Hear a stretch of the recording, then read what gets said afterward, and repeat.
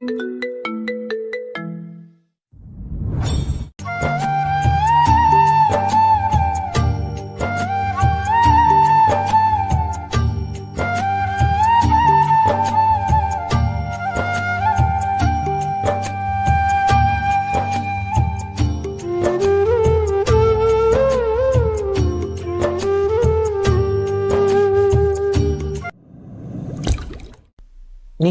জ্যোৎস্না রাত, আশেপাশে কিচিরমিচির শব্দ করে জোনাকি পোকারা ডাকছে।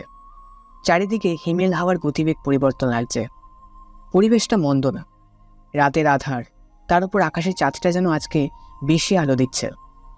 চাঁদের সেই লোভনীয় আলো সামনে থাকা পুকুরে পড়ছে, আর সেই আলোতে আশেপাশে উজ্জ্বল হয়ে উঠছে। চাঁদের গায়ে কলঙ্ক রেখা, সবেও তার সুস্নিগ্ধ জ্যোৎস্না দিয়ে সে মানুষকে মোহিত করে। তার আলোক সম্পাতে কোনো কলঙ্ক নেই। চন্দ্র সমস্ত বিশ্বে ছড়িয়ে দেয় তার নির্মল জ্যোৎস্নাধারা। বিশ্বে আলো ছড়িয়ে দেওয়াতেই তার আনন্দ। পরিবেশটা মন দিয়ে অনুভব করছে, আর এক মনে একটার পর একটা সিগারেট শেষ করছে রাফি। বছরের এই একটা দিনে রাফি শহরের বাইরের মনোমুগ্ধকর জায়গায় আসে। রাফির মনে অনেক দুঃখ, কিন্তু সে এটা প্রকাশ করতে পারে না। কার কাছে প্রকাশ করবে? কাছের কেউ তো রাফির নেই, সবাই অনেক দূরের পথযাত্রী। রাফি বছরের এই দিনে এখানে এসে নিজের সব কষ্টের অনুভূতি ত্যাগ করে অতীতের সেই ঘটনাগুলো যেন এখনও তার সামনে ভাসছে। রাফি আরেকটা সিগারেট জ্বালায়, দুইটা টান দেয়, আর বিষাক্ত ধোঁয়াগুলো মুক্ত বাতাসের সাথে মিলিয়ে দেয়। ঠোঁটের কোণে আবারও সিগারেটটা লাগায়। তখনই পকেটে থাকা আইফোনটা বেজে ওঠে। ছোট্ট স্ক্রিনে বড় করে টনি নামটা লেখা। রাফি নামটা দেখে বিরক্ত বোধ করে, মোবাইলটা কানে লাগায়। ওই পাশ থেকে নরম গলায় টনি বলতে থাকে, ভাইয়া অনেক তো রাত হলো, চলে আসেন, নয়তো আপনার কোনো সমস্যা হবে। আপনার কিছু হলে কিন্তু আমি নিজেকে মাফ করতে পারবো না। হি হি হি। টনি, এখন বাজে মাত্র 12টা। এই সময়টা আমার জন্য সন্ধ্যা মনে হচ্ছে। আর এই রাফিকে কেউ কিছু বলবে এমন দুঃসাহস কারো নেই। আমি আমারটা ভালো বুঝি, আমার ব্যাপারে তোর চিন্তা করতে হবে না। ওই পাশ থেকে টনির একটা দীর্ঘ নিঃশ্বাস ফেলার নীরব শব্দ হয়, আর সে বলে, ভাইয়া আমি জানি, কিন্তু তবুও আপনি সাবধানে থাকবেন। টনির কথা শুনতে রাফির একটু ভালো লাগছে না। ফোনটা কেটে দিয়ে রাফি সিগারেট টানতে থাকে। এখন এই মনোমুগ্ধকর রোমান্টিক পরিবেশে একটা নারী নামক সঙ্গী হলেও ভালো হতো। নিজের কথাটা ভেবে রাফি হেসে ফেলল। কোনো রূপসী জেনে শুনে একটা অভাগা ছেলের সাথে জড়াবে, যার নেই কোনো মা বাবার পরিচয়। তবে একটা নামে দেশের সবাই রাফিকে চেনে, তা হলো রাফু ভাই। কিন্তু আজ পর্যন্ত সে অন্ধকার জগতের রাফু ভাইকে কেউ দেখেনি। প্রতিটা শহরে শহরে রাফু ভাইয়ের নামে চাঁদা ওঠে। মানুষ তার নাম শুনলে ভয় পেয়ে যায়। মায়েরা রাফু ভাইয়ের নাম বললে শিশুরা ভয় ঘুমিয়ে পড়ে। রাফির ছেলেবেলাটাতে শুধু রয়েছে অন্ধকার, ঘরে চাপা কান্না করার মতো। রাফির হাতে থাকা সিগারেটটা প্রায় শেষের দিকে, আরেকটা টান দিয়ে মাটিতে ফেলে দেয়। সে বসা থেকে উঠে দাঁড়ায়। রাতটা যত বাড়ছে চাঁদের আলো যেন বেরিয়েই চলেছে। রাফি সেখান থেকে তার R15 V3 এর কাছে এসে বাইকটা স্টার্ট দেয়। জায়গাটা জঙ্গলের পাশে। রাফির বাইকটা জঙ্গলের মাঝ দিয়ে যাচ্ছে। হঠাৎ পিছনে একটা ডাল ভাঙার শব্দ শুনে বাইকটা হালকা স্লো করে। আর কোনো শব্দ পায় না রাফি, তাই বাইকটা জোরে টান দেয়। কিন্তু কিছুক্ষণ পরই মেয়েলি কণ্ঠের জোরে চিৎকার শুনে রাফি বাইকটা থামায়। আবারও একটা চিৎকারের আওয়াজ রাফির বুকের ভেতর সাহস নিয়ে এগিয়ে যায়। আওয়াজটা অনুসরণ করে। কিছু দূর যাওয়ার পর ঝোপের আড়াল থেকে কিছু লোকের কথোপকথন শুনতে পায় রাফি। পিছন থেকে পিস্তলটা বের করে হাতে নিয়ে সামনে এগিয়ে যায়। একটা কথা শুনে রাফি দাঁড়িয়ে যায়, আর লোকগুলোর কথা শুনতে থাকে। ভাই, মেয়েটা তো অনেক বেশি চিল্লাচ্ছে, কি করব এটাকে?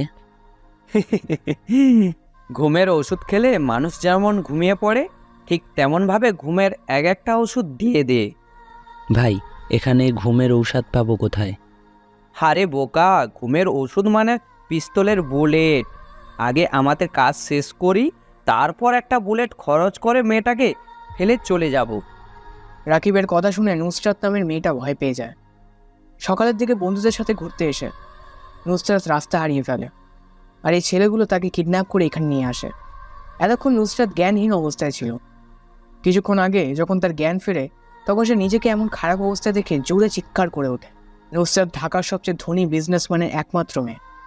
নুসরাতের বাবা তাকে অনেক ভালোবাসে, তাই দিনে নুসরাতের সকল প্রকার আবদার পূরণ করার চেষ্টা করে। আজ বন্ধুদের সাথে ঘুরতে যাওয়ার জন্য বায়না করেছে, তাই তার বাবা নুসরাতকে অনুমতি দিয়ে দেয়। ঘুরতে এসে এমন বিপদে পড়বে বুঝতে পারেনি নুসরাত। এমন আধার রাতে আবারও অবিচ্ছিন্ন ভয়ঙ্কর জঙ্গলের মধ্যে 4টে ছেলে নুসরাতের দিকে লোভনীয় দৃষ্টিতে তাকিয়ে আছে। হয়তো আজই তার এই পৃথিবীর শেষ দিন। এটা ভাবতেই নুসরাতের অজস্র ভয় মনের ভিতর ভর করে। নুসরাত সব আশা ছেড়ে দিয়ে নিজেকে বিলিয়ে দিতে প্রস্তুত হয়ে আছে। সে জানে এই গহীন অন্ধকার জঙ্গলে তাকে রক্ষা বা বাঁচানোর মতো কেউ নেই। হঠাৎ একটা ছেলে এসে নুসরাতের শরীরে হাত দেয়। নুসরাত কেঁপে ওঠে। জীবনের প্রথম কোনো ছেলে খারাপভাবে হাত দেওয়ার চেষ্টা করছে তার শরীরে। অহেতুক ছেলেগুলোকে আটকানোর কোনো মানেই হয় না। নুসরাত জানে বাধা দিলেও কোনো কাজ হবে না, তাই সে আর কোনো জোরাজুরি করে না। আরেকটা ছেলে নুসরাতের শরীরে স্পর্শ করতে যাবে, তখনই পিছন থেকে কেউ মোটা একটা শক্ত গাছের ডাল দিয়ে ছেলেটার মাথায় মারে। ছেলেটার মাথা থেকে রক্ত বের হতে থাকে। সে তার হাতে দিয়ে রক্ত বন্ধ করার চেষ্টা করে। হঠাৎ এরকম একটা আগন্তুকের আগমন বুঝতে পারছে না কেউ। তাদের যেন বিশ্বাস হচ্ছে না এত গভীর রাতে অন্ধকার এই জঙ্গলে কেউ নুসরাতকে বাঁচাতে আসবে। নুসরাত আগন্তুকটার দিকে ভালো করে লক্ষ্য করে দেখা। হাতে শক্ত একটা গাছের ডাল, পরনদা ছেঁড়া জিন্স, ব্ল্যাক কালারের জ্যাকেট, মুখে জোকারের মাস্ক পরা, যার কারণে মুখটা স্পষ্ট বোঝা যাচ্ছে না। নুসরাত আগন্তুকটাকে দেখে বাঁচার একটু আশা করে, যদি ভাগ্যতা হতে দেয়। এবার রাকিব বলতে থাকে, এই কে তুই? এত রাতে এমন অন্ধকার জঙ্গলে কি করিস তুই? হি হি হি, একই প্রশ্ন তো আমারও। তোরা 4টা ছেলে আর একটা মেয়ে, এত রাতে এখানে কি করিস? আমরা যাই করি না কেন, এটা জিজ্ঞেস করা তুই কে? যদি জান নিয়ে বাসায় যেতে চাস তাহলে এখান থেকে চলে যা। আমি বাসা থেকে বের হওয়ার আগে মাথায় কাফনের কাপড় মাথায় পরে বের হই। মৃত্যু হিহি ব্যাপার না, জীবনের আত্মপ্রকাশ এবং অস্তিত্বের বিকাশ তার চঞ্চল গতির মধ্যে বহমান। মানব জীবন সংগ্রাম মুখর। জীবনের বাঁকে বাঁকে রয়েছে মরণ গলি। এই জীবন থেকে পালানো মানেই জীবনের ব্যর্থতা ডেকে আনা।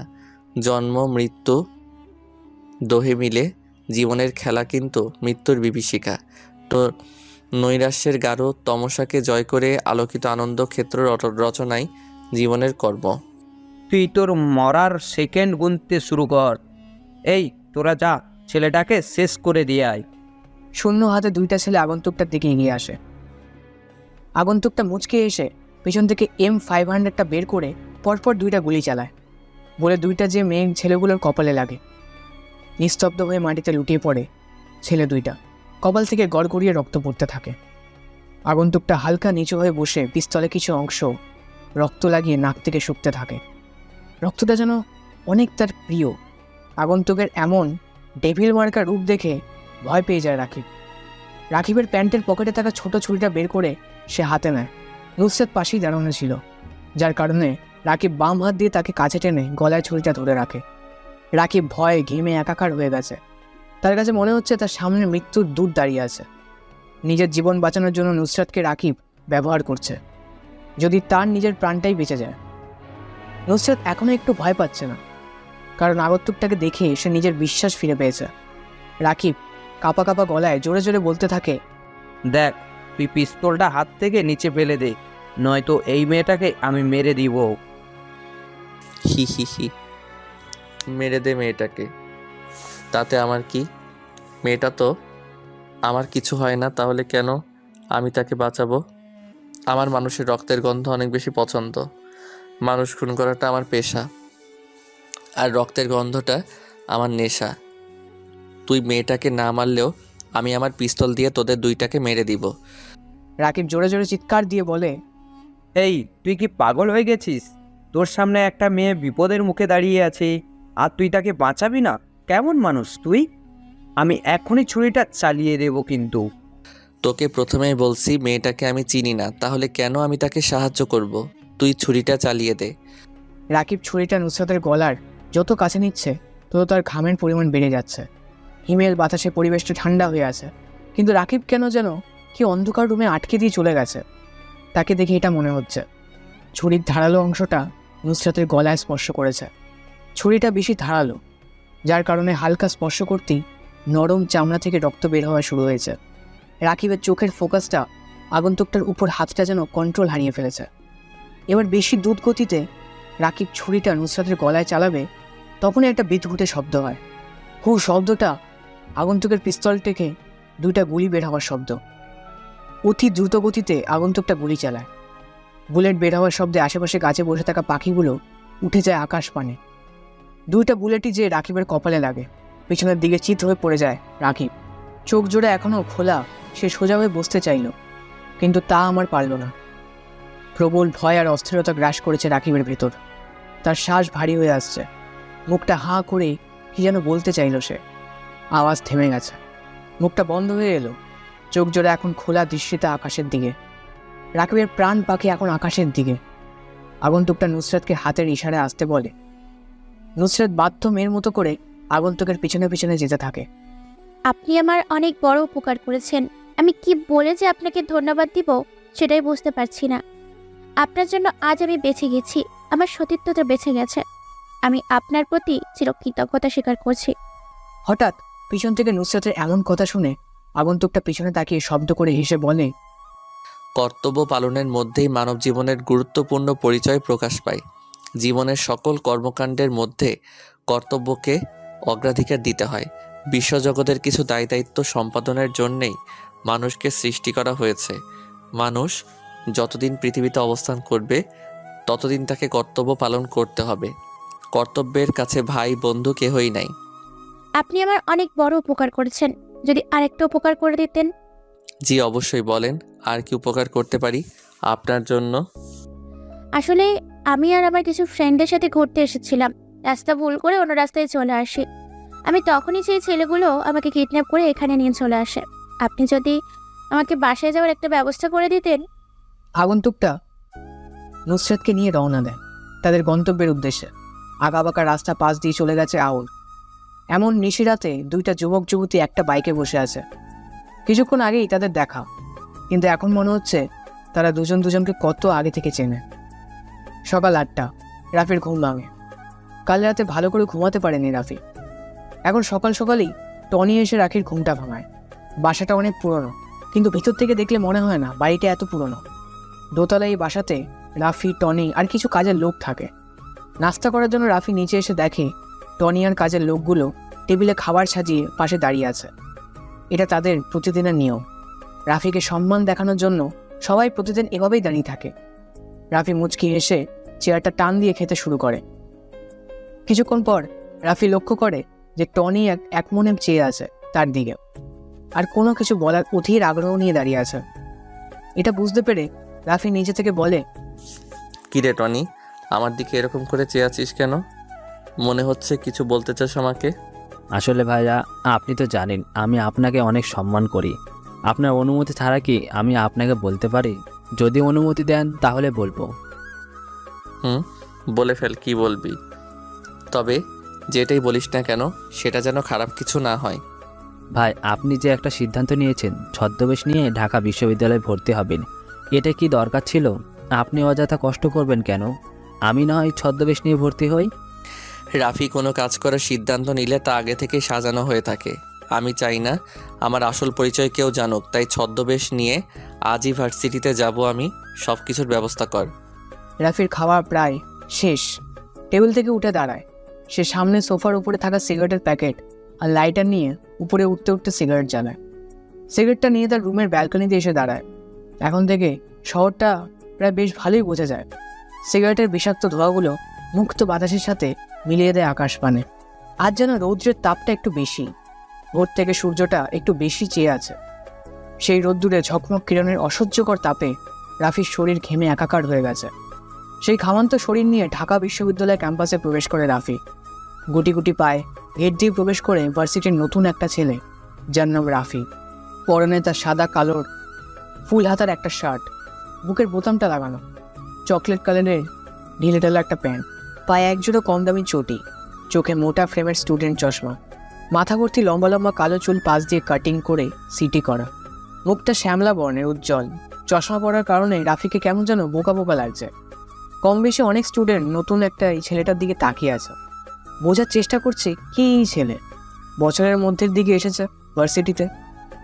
আর আগে কখনো এমন বোকা ছেলে ক্যাম্পাসে আবির্ভাব হয়নি। সবার কাছে রাফিকে হাস্যকর হাস্যকর মনে হচ্ছে।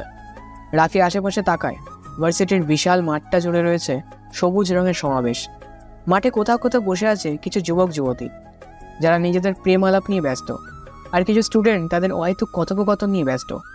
এই শহরে সবারই ব্যস্ততা বিরাজমান। কেউ ক্ষুধার তাড়নায় কাজের সন্ধানে ঘুরে বেড়ায় ব্যস্ত শহরে। এক মুঠ ভাতের আশায় অপেক্ষা প্রহর গুনতে হয় তাদের। কিন্তু এই শহর কি দেয়? তাদের শূন্য হাতে ফিরিয়ে দেয় তাদের। যাদের বুড়ি বুড়ি টাকা আছে, ক্ষমতা আছে, সবাই তার পেছনেই পড়ে আছে। রাফি আরেকটু সামনে এগিয়ে যায়। কিছু ছেলে বাইকের ওপর আরাম করে বসে বসে সিগারেট ফুঁকছে, আর সামনে দিয়ে যে মেয়েগুলো যাচ্ছে সবার মুখের ওপর ভিতর থেকে ছাড়া সে বিষাক্ত ধোঁয়াগুলো নিক্ষেপ করছে। রাফি তাদেরকে পাশ কাটিয়ে চলে যাবে, তখনই বাইকের ওপর বসা আরাফ নামের ছেলেটা রাফিকে ডাক দেয়।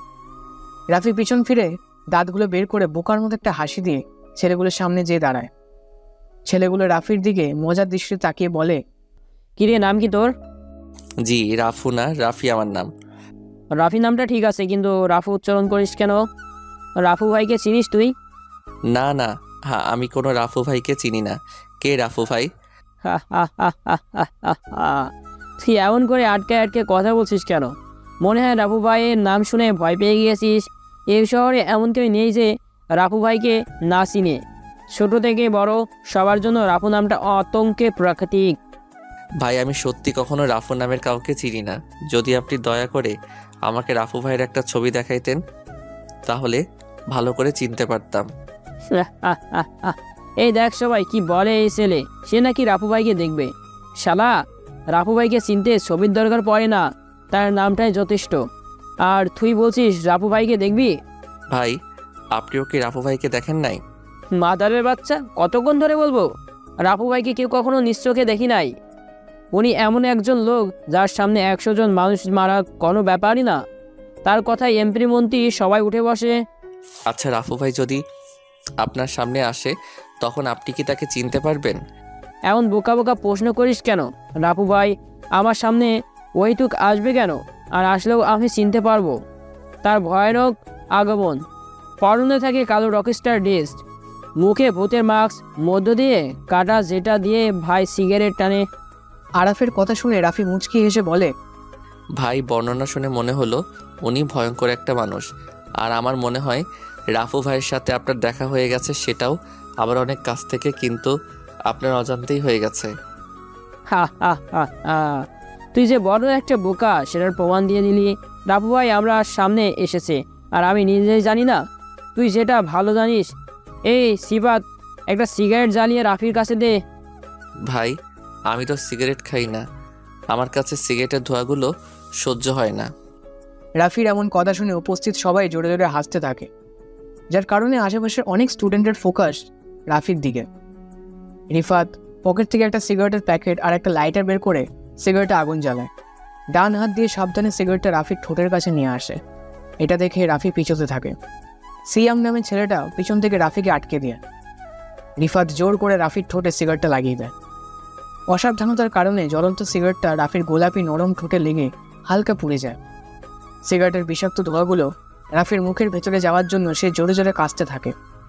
আশেপাশে কেউ আরাফদের বাধা দিতে আসছে না, সবাই দূরে দাঁড়িয়ে মজা নিচ্ছে। রাফি নিজে কল্পনাও করতে পারছে না যে আজকে ভার্সিটির প্রথম দিনই তাকে এমন হেনস্থা হতে হবে। রাফি মাথাটা নিচু করে দাঁড়িয়ে আছে। তুই দেখি অনেক বোকা, ভার্সিটির পড়িস, এখনো সিগারেট টানতে পারিস না। তোকে ভার্সিটির নতুন দেখছি। কোনো ইয়ারে পড়িস? কোন ইয়ারে পড়িস?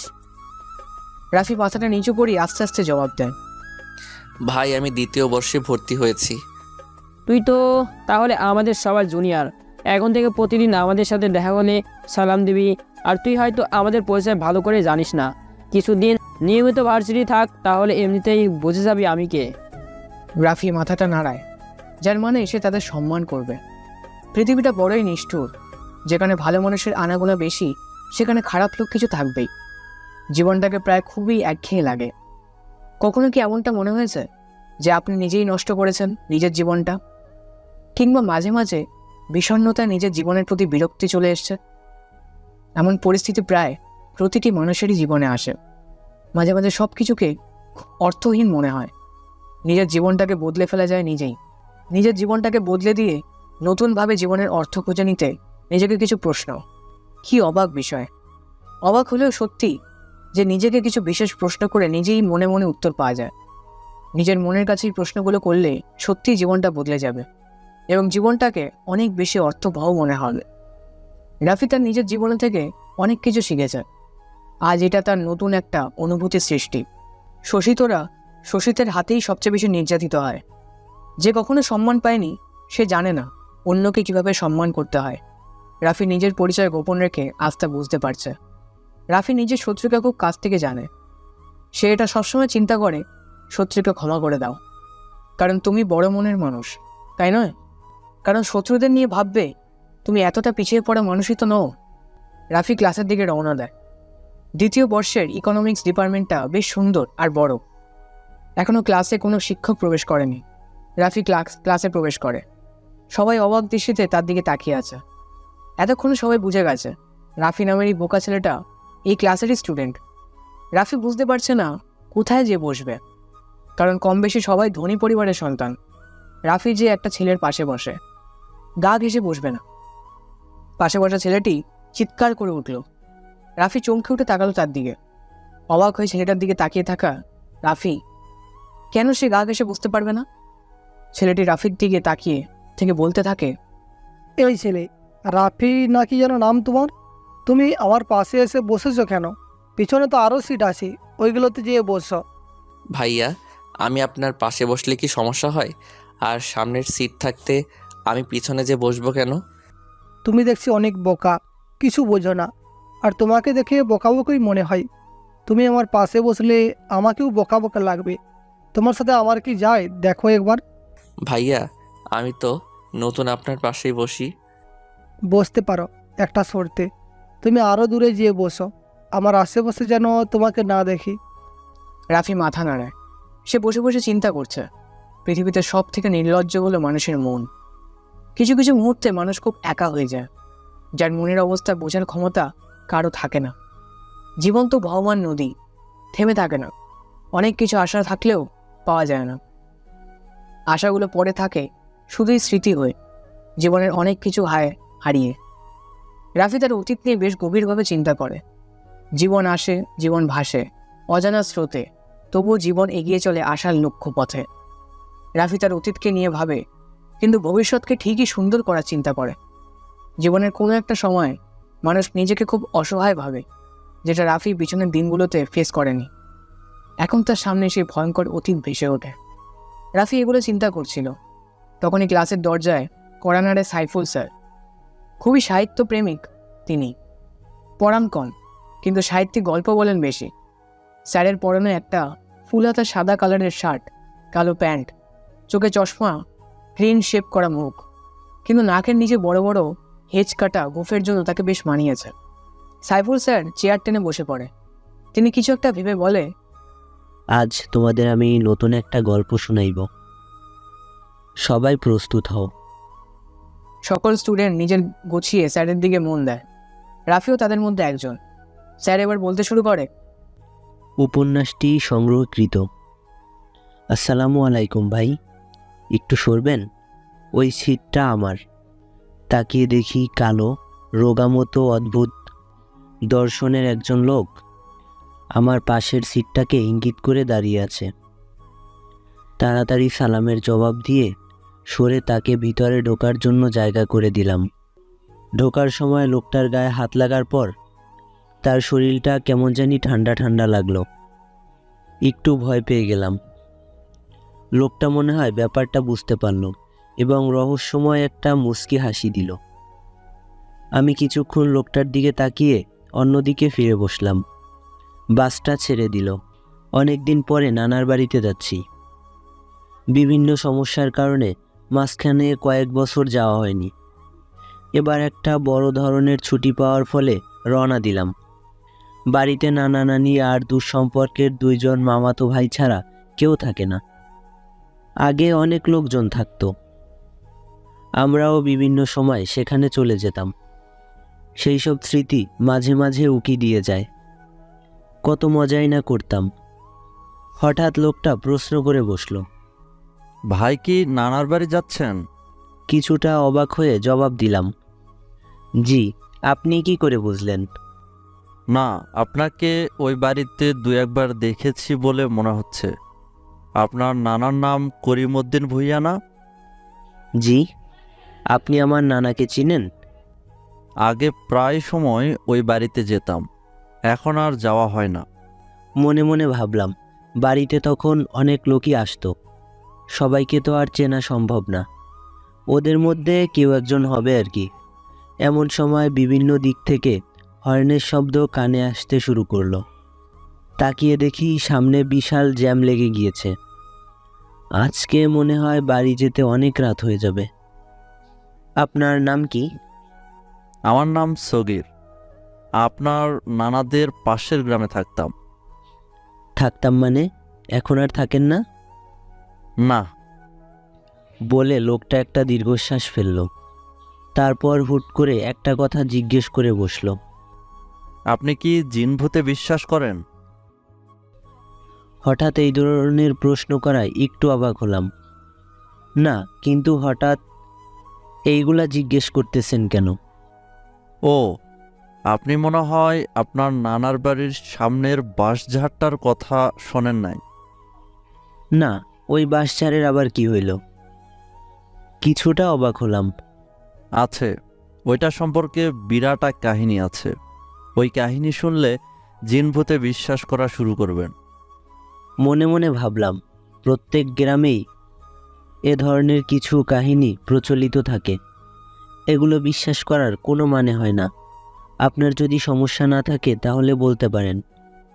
আচ্ছা, বলি তাহলে। এই কাহিনীটা ঘটেছিল আমার নিজের জীবনে। আমাদের গ্রামের এক বাড়িতে 16 বছর বয়সী একজন যুবতী মেয়ে থাকতো। বাড়িতে তার সাথে তার বাবা মা আর ছোট একটা ভাই থাকতো। মেয়েটি দেখতে বেশ সুন্দরী ছিল, যার ফলে প্রায় সময় গ্রামের বখাটে ছেলেরা তাকে বিরক্ত করত। একবার অন্য গ্রাম থেকে আসা এক ছেলে তাকে প্রেমের প্রস্তাব করে, কিন্তু মেয়েটা তার প্রস্তাব ফিরিয়ে দেয়, যার ফলে ছেলেটা তাকে স্কুলে যাওয়ার পথে এবং বিভিন্ন সময় দেখা হলেই বিরক্ত করত। একবার ওই ছেলেটা দলবল নিয়ে গ্রামে এসে মেয়েটাকে রাস্তা থেকে ধরে ওই বাঁশঝাড়ে নিয়ে যায়। সেখানে তারা মেয়েটাকে ধর্ষণ করে। এরপর তারা মেয়েটাকে মেরে ফেলে এবং সেখানেই ফেলে রেখে চলে যায়। পরদিন ওই জায়গা থেকে মেয়েটার লাশ উদ্ধার করা হয় এবং ইমাম সাহেবের ফতোয়া অনুযায়ী জানাজা ছাড়াই কবর দেওয়া হয়। এর আগে পুলিশের লোকজন এসে দেখে যায়, কিন্তু তারা কিছুই করতে পারে না। এই ঘটনার পর মেয়েটার পরিবার ওদের ঘরবাড়ি ফেলে অন্য কোথাও চলে যায়। লোকটা একবারও না থেমে বলা শুরু করলো। তখন থেকেই গ্রামের লোকজন বলাবলি করতে থাকে, ওই বাঁশঝাড়ে নাকি প্রায় সময় একটা মেয়েকে একা বসে কাঁদতে দেখা যায় এবং যুবক ছেলে দেখলেই ধরে নিয়ে যায়। তাই লোকজন রাতের বেলা ওই রাস্তাটা খুব একটা দরকার না হলে ব্যবহার করত না। আমার বয়স তখন খুব একটা বেশি ছিল না, তাই সবাই আমাকে ওই জায়গা দিয়ে চলতে নিষেধ করত, কিন্তু আমি ওসব বিষয়কে খুব একটা পাত্তা দিতাম না। এগুলোকে গুজব বলেই মনে করতাম। তারপরেও ওই জায়গা দিয়ে খুব একটা যেতাম না। কথাগুলো বলে থামে সাইফুল স্যার। ওনাকে দেখে মনে হচ্ছে বেশ হাঁপিয়ে উঠেছে, বয়স বেড়েছে। এখন বেশি কথা বললে নিজের কাছেও কেমন যেন বিরক্ত বিরক্ত লাগে। সবার দিকে চেয়ে দেখে সব স্টুডেন্ট ওনার দিকে আগ্রহের দৃষ্টিতে তাকিয়ে আছে। স্যার মুচকি এসে বলে, গল্পটা এখনো শেষ হয়নি। আজ আমি হাঁপিয়ে উঠেছি, কালকে পরেরটুকু বলবো। কথাটা বলে তিনি আর থামেন না, বেরিয়ে যায় নিজের গন্তব্যে। সকাল থেকেই ছিল সূর্যের প্রচণ্ড তেজ। দুপুরবেলা মাটিতে পা ফেলা যাচ্ছিল না। বাইরে তাকালে যেন চোখ ঝলসে যেতে চাইছিল। বিকেলের দিকে আকাশে হালকা কালো মেঘ জমতে শুরু করলো। সবাই বলাবলি করতে লাগলো এবার বৃষ্টি নামবে, কিন্তু বৃষ্টির জন্য প্রতীক্ষার অবসান আর হয় না। আবার আকাশ থেকে সরেও যায় না মেঘ। কি হবে? বৃষ্টি কি হবে? রাত বাজে 10টা। বাইরে ঝিরিঝিরি করে বৃষ্টি পড়ছে। রিমঝিম রিমঝিম বৃষ্টির একটানা শব্দে মন আচ্ছন্ন হয়ে যায়। গাছের শাখায় বাতাসের ঝাপটা কানে বাজে। রাফি কালো কালারের রেনকোটটা পরে বাইকের চাবিটা হাতে নেয়। 2 কদম এগিয়ে সামনের দিকে গেলে টনির সাথে দেখা হয় রাফির। টনিও কালো কালারের একটা রেনকোট পরে দাঁড়িয়ে আছে। দেখে মনে হচ্ছে কারো অপেক্ষা করছিল দাঁড়িয়ে। রাফি ছোট ছোট চোখ করে টনির দিকে তাকিয়ে বলে, টনি, এখানে রেনকোট পরে দাঁড়িয়ে আছিস কেন? মনে হয় কারোর জন্য অপেক্ষা করছিলি। ভাই, আজকের রাতে মিশনের জন্য রেডি হয়ে আপনার জন্য অপেক্ষা করছি, চলেন ভাই। আজকে আমি একাই মিশনে বের হব, কাউকে আসা লাগবে না। রেনকোট খুলে রেস্ট কর। ভাই, আমি অন্ততপক্ষে আপনার সাথে যাই, আপনার যদি কিছু হয় তাহলে। রাফি তার বাম হাতটা হালকা উঁচু করে বলে, টনি, আমি বেশি কথা পছন্দ করি না।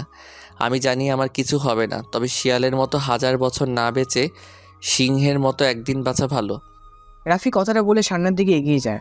টনিকে কোনো প্রকার কথা বলার সুযোগ না দিয়ে ব্ল্যাক কালারের বাইকে যে বসে রাফি। গন্তব্য এখন শহরের কিছু বিশৃঙ্খলা সৃষ্টিকারী লোকের উদ্দেশ্যে। ওসামান, শরীফ, রাব্বি, ঢাকার টপ মাফিয়া সালমানের অতি কাছের লোক। যত ধরনের মামলা আছে সবগুলো ওদের নামে করা, কিন্তু সালমানের ক্ষমতার কারণে কেউ কিছু বলতে পারে না। প্রতিদিন ওরা তিনজন মদ জুয়া খেলার জন্য পাশেই বড় একটা ক্যাসিনোতে যায়। আজকে মনে হয় বেশি মদ খেয়ে ফেলেছে, তাই হেলে দুলে হাঁটতে হাঁটতে বাসার উদ্দেশ্যে রওনা দেয়। হালকা হালকা ঝিরে ঝিরে বৃষ্টি পড়ছে, তাই ওরা তিনজন একটু জোরে গতিতে পা চালায়। হঠাৎ তারা দেখতে পায় রাস্তার মাঝে বাইকের ওপর আরাম করে বসে সিগারেট ফুঁকছে কোন এক অচেনা অজানা আগন্তুক। তিনজনের মধ্যে সবচেয়ে বেশি ঝামেলা পছন্দ করে ওসামান। ওসামান একটু এগিয়ে যায় আগন্তুকের দিকে। ওসামানের শরীরটা কাক বেজা, মুখে কালো কালারের স্টাইল করা, দাড়ি থেকে টুকটুক করে পানি পড়ছে। বৃষ্টির পানির জন্য সবার নেশা কেটে গেছে। ওসামান আগন্তুকের কাছাকাছি চলে এসেছে। আগন্তুকটার পরনে কালো কালারের রেনকোট, মুখে ভুতুরে কাট মাস্ক, যে অংশ দিয়ে সে নিকোটিনের ধোঁয়া ওড়াচ্ছে। আজকে ব্যস্ত শহরটা কেমন যেন নিস্তব্ধতা বিরাজ করছে। কোথাও কোথাও কোনো মানুষের আনাগোনা দেখা যাচ্ছে না। হয়তো বৃষ্টির আমেজ থাকার জন্য সবাই ঘরে অবস্থান করছে। দূর থেকে ল্যাম্পপোস্টের গোলাটে আলো দিচ্ছে পিচ ঢালা রাস্তাটা আজ বৃষ্টির পানিতে বিদঘুটে কালো আকৃতির ধারণ করেছে। আগন্তুকের হাতে থাকা সিগারেটটা শেষ হয়ে গিয়েছে। সিগারেটের না পোড়া অংশটুকু ভেজা রাস্তার উপর ফেলে দেয়। রেনকোটের পকেট থেকে আরেকটা সিগারেট আর লাইটার বের করে সিগারেটে আগুন ধরাবে, তখনই ওসামান তার ডান হাত দিয়ে আগন্তুকের হাত থেকে সিগারেট আর লাইটারটা কেড়ে নেয়। আগন্তুকটা কিছু বলে না শব্দ করে একটা হাসি দেয়। এমন হাসির শব্দ শুনে পিছন থেকে শরীফ আর রাব্বি ওসামানের থেকে কিছু দূরত্ব অবস্থান করে। ওসামান বেশ গম্ভীর গলায় আগন্তুককে উদ্দেশ্য করে বলে, এই বৃষ্টির অন্ধকার রাতে তুই রাস্তার মাঝে বাইক থামিয়ে বসে বসে সিগারেট ফুঁকছিস কেন? আগন্তুক কিছু বলে না, আবারও একটা বিদঘুটে হাসি দেয়। এটা দেখে পিছন থেকে শরীফ উঁচু কণ্ঠে বলে ওঠে, কিরে, তুই এমন করে হাসছিস কেন? কে তুই? আর এখানে স্থির হয়ে বসে আছিস কেন? আমি কে সেটা আমি নিজেও জানি না, তবে নিজের পরিচয় নিজে দিতে কেমন যেন লাগে, তাই নিজের নাম আর পরিচয়টা ছড়িয়ে দিয়েছি মানুষের মাঝে। আমি এখানে বসে আছি কয়েকটা মেহমানের অপেক্ষায়। এত রাতে কোনো মেহমান আসবে যার জন্য তুই রাস্তার পাশে পথ কিভাবে বসে থাকবি? হি হি হি, আমার মেহমান তো চলে এসেছে, কিন্তু কিভাবে তাদের আপ্যায়ন করব তা বুঝতে পারছি না। সবাই আশেপাশে পেছনের সামনে তাকায়, কিন্তু কাউকে দেখতে পায় না। ওসামান রেগে বলে, কোথায় তোর মেহমান? আমরা দেখছি না কেন? মজা করছিস আমাদের সাথে? জানিস আমরা কে? মেহমান নিজেই যদি বলে মেহমান কোথায়, তাহলে এতে আবার কি করার আছে? আর আমি তোদের সাথে মজা করতে যাব কেন? তোরা কি আমার বন্ধু লাগিস? ভাই, তোরা কার লোক সেটা না বললে আমি জানবো কি করে? আমরা সালমান ভাইয়ের কাছের লোক। ওসামানের কথা শুনে আগন্তুকটা জোরে জোরে হাসতে থাকে, যেমন মনে হচ্ছে ওসামান কোনো বড় ধরনের হাসির কথা বলছে। সবার ভিতর একটা রাগ সৃষ্টি হয়েছে আগন্তুকের প্রতি। যেখানে সবাই সালমান ভাইয়ের কথা শুনলে খারাপ অবস্থা হয়ে যায়, সেখানে অচেনা একটা আগন্তুক সালমান ভাইয়ের কথা শুনে মজা নিচ্ছে। আগন্তুকের হাসি যেন ওসামানের সহ্য হয় না, তাই সে রেগে বলে, এই তুই এভাবে হাসছিস কেন? আমি কি কোনো মজার কথা বলেছি? হি হি হি, তুই কোনো মজার কথা বলিসনি, তবে গুরুত্বপূর্ণ কথার সময় হাসি আমার একটু বেশি পাই। সবার সাথে গুরুত্বপূর্ণ কথা বলার সময় হাসতে নেই। হয়তো সেই লোকটা তোর মতো সাইকো না। হি হি, সাইকো শব্দটা ছোট, কিন্তু একটা মানুষ এই শব্দের জন্য অনেক কিছু থেকে পিছিয়ে যায়। আমি নিজেও জানি না যে আমি একটা সাইকো, তবে মাস্তানির ব্যাপারে আমি খুবই সতর্ক থাকি। দেখ, অনেক রাত হয়েছে, আমি বুঝতে পারছি তোর কোনো মেহমান আসবে না। তুই আজকে মনে হয় বেশি খেয়ে খেয়ে ফেলেছিস, তাই আবল তাবল বকছিস। বাসায় যা, এমনিতেই ঠিক হয়ে যাবে। বস, আমি মদ খেলেও নেশা আমায় ধরতে পারে না। আমার ভিতর পুরোপুরি নেশা দিয়ে ডুবে আছে। আমার মেহমান চলে এসেছে, কিন্তু তাদের আপ্যায়নটা কিভাবে শুরু করব তা বুঝতে পারছি না। সেই কখন থেকে শুনছি মেহমান চলে এসেছে, কিন্তু কোথায় তোর মেহমান? আমাদের সামনে আসতে বল, আমরা তো তার আপ্যায়ন করব। হি হি হি, আজকে সবচেয়ে বড় মেহমান তো তোরা সবাই, কিন্তু তোদের আপ্যায়ন যে কীভাবে করব? তো তুই যে একটা পাগল সেটা আমি বুঝে গেছি। রাস্তার মাঝে থেকে বাইকটা সরা তাড়াতাড়ি, আমরা যাব, নয়তো 3 জন মিলে তোকে এখানে মেরে চলে যাব, কেউ জানতেও পারবে না।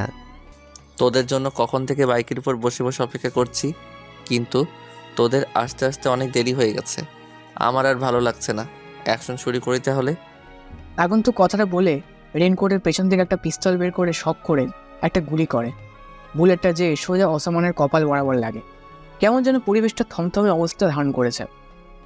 ওসমানের নিথর দেহটা পিচ ঢালার ভেজা রাস্তার উপর নিস্তেজ হয়ে পড়ে আছে। কারো মুখে কোনো কথা নেই। হঠাৎ কথার মাঝে আগন্তুকটা এইবারে গুলি চালাবে। কেউ ভাবতেও পারেনি। আগন্তুকটা পিস্তলটা আবারও রিলোড নিয়ে নেয়। পিস্তলটা সোজা রাব্বির দিকে তাক করে। শুধু চিগারে চাপ দেওয়ার বাকি আছে। আগন্তুক হাতের দ্বিতীয় শ্রেণীর আঙুলটা দিয়ে হালকা করে চিগারে ছুঁয়া দেয়। রাব্বির গলা শুকিয়ে গেছে। মনে হয় এখন কেউ 10 লিটার পানি দিলে সেটাও শেষ করে দেবে। ট্রিগারে হালকা করে একটা চাপ, আর পৃথিবী থেকে রাব্বির নামটা মুছে যাবে। সত্যি সত্যি যেন এইবার আগন্তুক তার পিস্তলের ট্রিগারে জোরে চাপ দিয়ে দিল। 78 ডিগ্রি সেন্টিগ্রেড তাপমাত্রার গরম বুলেটটা যে রাব্বির গলায় লাগে। ডান হাত দিয়ে গলায় চেপে বাঁচার বৃথা চেষ্টা করে। রাব্বির তার নিথর দেহটাও পিচ ঝালা ভেজা রাস্তায় পড়ে যায়।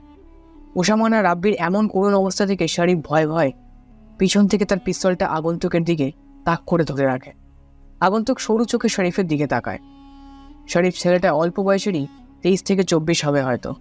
কালো রঙের শরীর, তার মুখে হালকা হালকা দাড়ি দেখা যাচ্ছে। শরীরে হাত কাঁপছে, তবুও সে আগন্তুকের দিকে গানটা ধরে আছে। আগন্তুক মাটি থেকে লাইটারটা উঠিয়ে পকেট থেকে একটা মেয়ে বের করে জ্বালায়। সোজা যে বাইকের উপর হেলাল নিয়ে বসে। সিগারেটের জোরে 2টা টান দিয়ে শরীফের উদ্দেশ্য করে বলে, কিরে, ভয় পেয়েছি সেগুলো দেখে? ভয় পাওয়ার কিছু নেই, তোকে মারবো না আমি, কিন্তু সেটা একটা শর্তে। যদি তুই আমাকে কিছু তথ্য দিতে পারিস তাহলে আমি তোকে এখনই ছেড়ে দিব। শরীফ মনে হয় কিছুটা নিশ্চিন্ত হয়েছে, তাই সে হাতে থাকা পিস্তলটা নামিয়ে দেয়। ডান হাত দিয়ে মুখের ঘাম আর ছিটেফোঁটা বৃষ্টির পানির ফোঁটাগুলো মুছে নেয়। এমন ঠান্ডা একটা পরিবেশে শরীফ ভয় পেয়ে ঘেমে একাকার হয়ে গেছে। ভয় কাতর গলায় শরীফ বলতে থাকে, বাবা ভাই, কি তথ্য জানতে চান আপনি? হি হি হি, নিরীহ মানুষকে ভয় পেতে দেখলে আমার অনেক মজা লাগে, কিন্তু আজ প্রথম কাউকে দেখে কেমন যেন মায়া লাগছে। তুই এখন আমাকে বল, সালমানকে আমি কোথায় পাবো? ভাই আমি কিভাবে বলবো সালমান ভাই এখন কোথায় থাকে? আমি কিছু জানি না এই বিষয়ে। ওসমান সবসময় সালমান ভাইয়ের সাথে বেশি থাকতো। আমি তো তেমন কিছু ভালো করে জানি না। আমাকে ছেড়ে দেন প্লিজ ভাই। ছেড়ে দিব? হা হা হা, সেই ভুলটা আমি আর করছি না। এই রাফি বেশি কথা আর বেশি প্রশ্ন করা পছন্দ করে না। আমি নিজে নিজে সালমানকে বের করব, তবে এখন তোকে বাঁচিয়ে রাখা আমার ঠিক হবে না। ভালো থাকিস উপরে।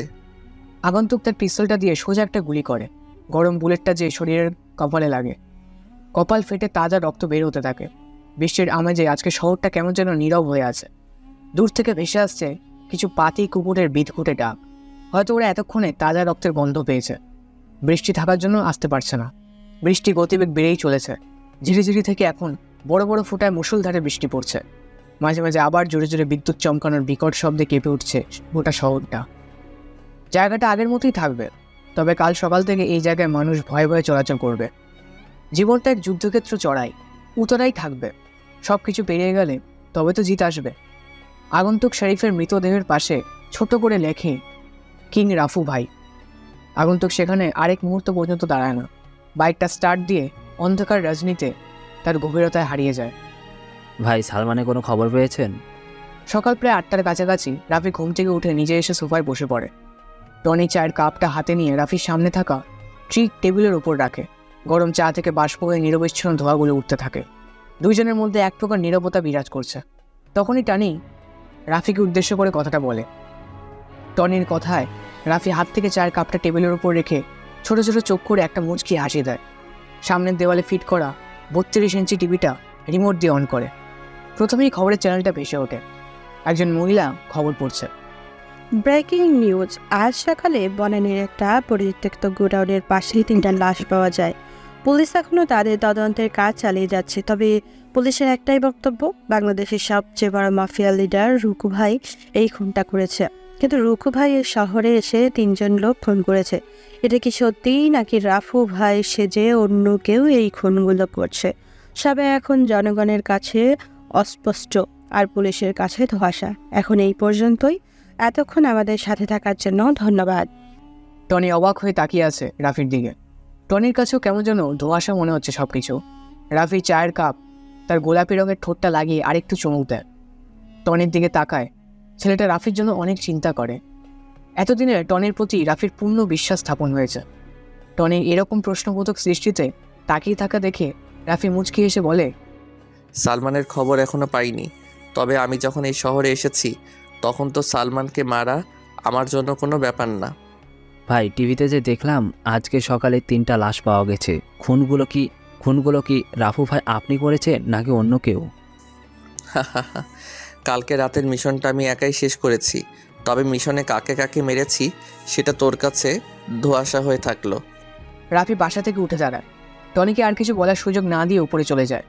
টনি বসে বসে ভাবছে, রাফু ভাই কি সত্যি কালকে রাতের মিশনে সেই 3টে ছেলেকে মেরেছে, নাকি তার নামধারী অন্য কেউ? কিন্তু চেতনা করতে করতে হয়তো উত্তরটা টনির কাছে বের হয়ে আসবে। প্রতিটা ছোট ছোট চা স্টলে বসে বসে কিছু লোক আজকেই সকালে লাশের সম্বন্ধে বিভিন্ন ধরনের আলোচনার কথা বলছে। সাধারণত এইসব ছোট ছোট দোকানে অনেক অনেক কথা বলে থাকে। রাফি তাদের কিছু কথা শুনে মুচকে এসে ভার্সিটির উদ্দেশ্যে রওনা দেয়। কালকে রাতে বৃষ্টি হওয়ায় রাস্তায় নিচু জায়গাগুলোতে পানি জমে গেছে। আজকে আবারও গতকালের মতো কড়াকড়িভাবে রৌদ্র উঠছে।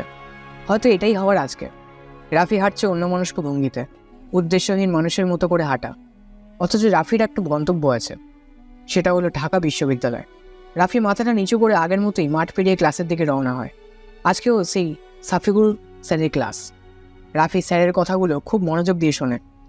স্যারের বলা গল্পটা রাফি কালকে অনেকক্ষণ ভাবছে, কিন্তু অনেক রহস্য হয়ে গেছে মনের গহীন অচিরে।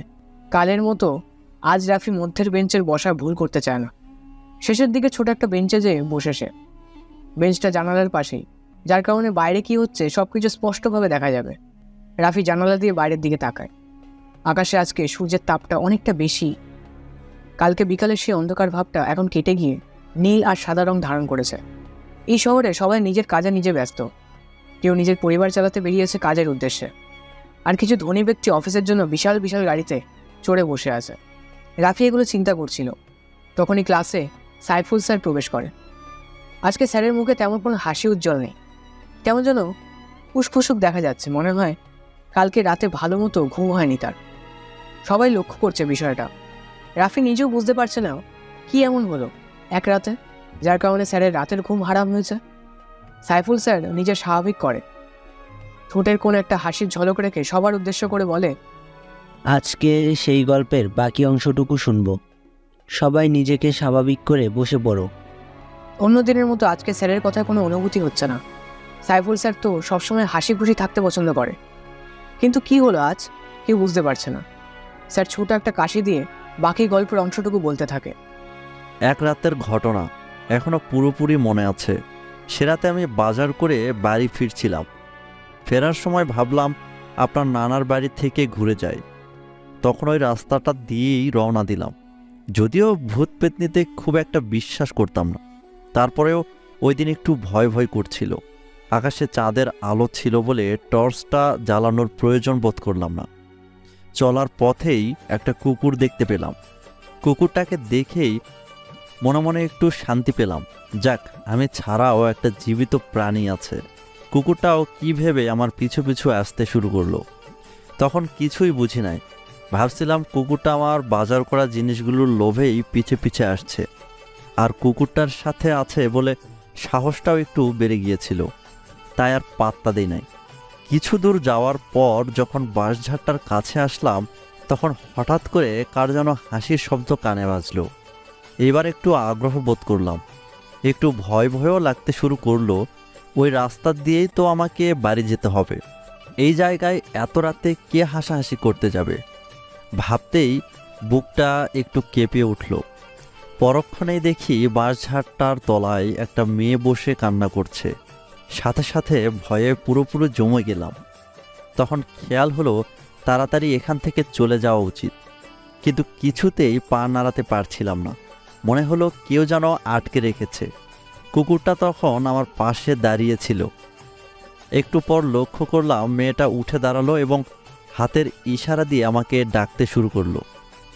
অদ্ভুত একটা আকর্ষণ অনুভব করলাম নিজের ভেতর এবং সম্মোহিতর মতো তার দিকে হাঁটতে শুরু করলাম। আমার আগমন দেখে মেয়েটা হাঁটা শুরু করলো। আমিও একইভাবে তার পিছু হাঁটতে লাগলাম।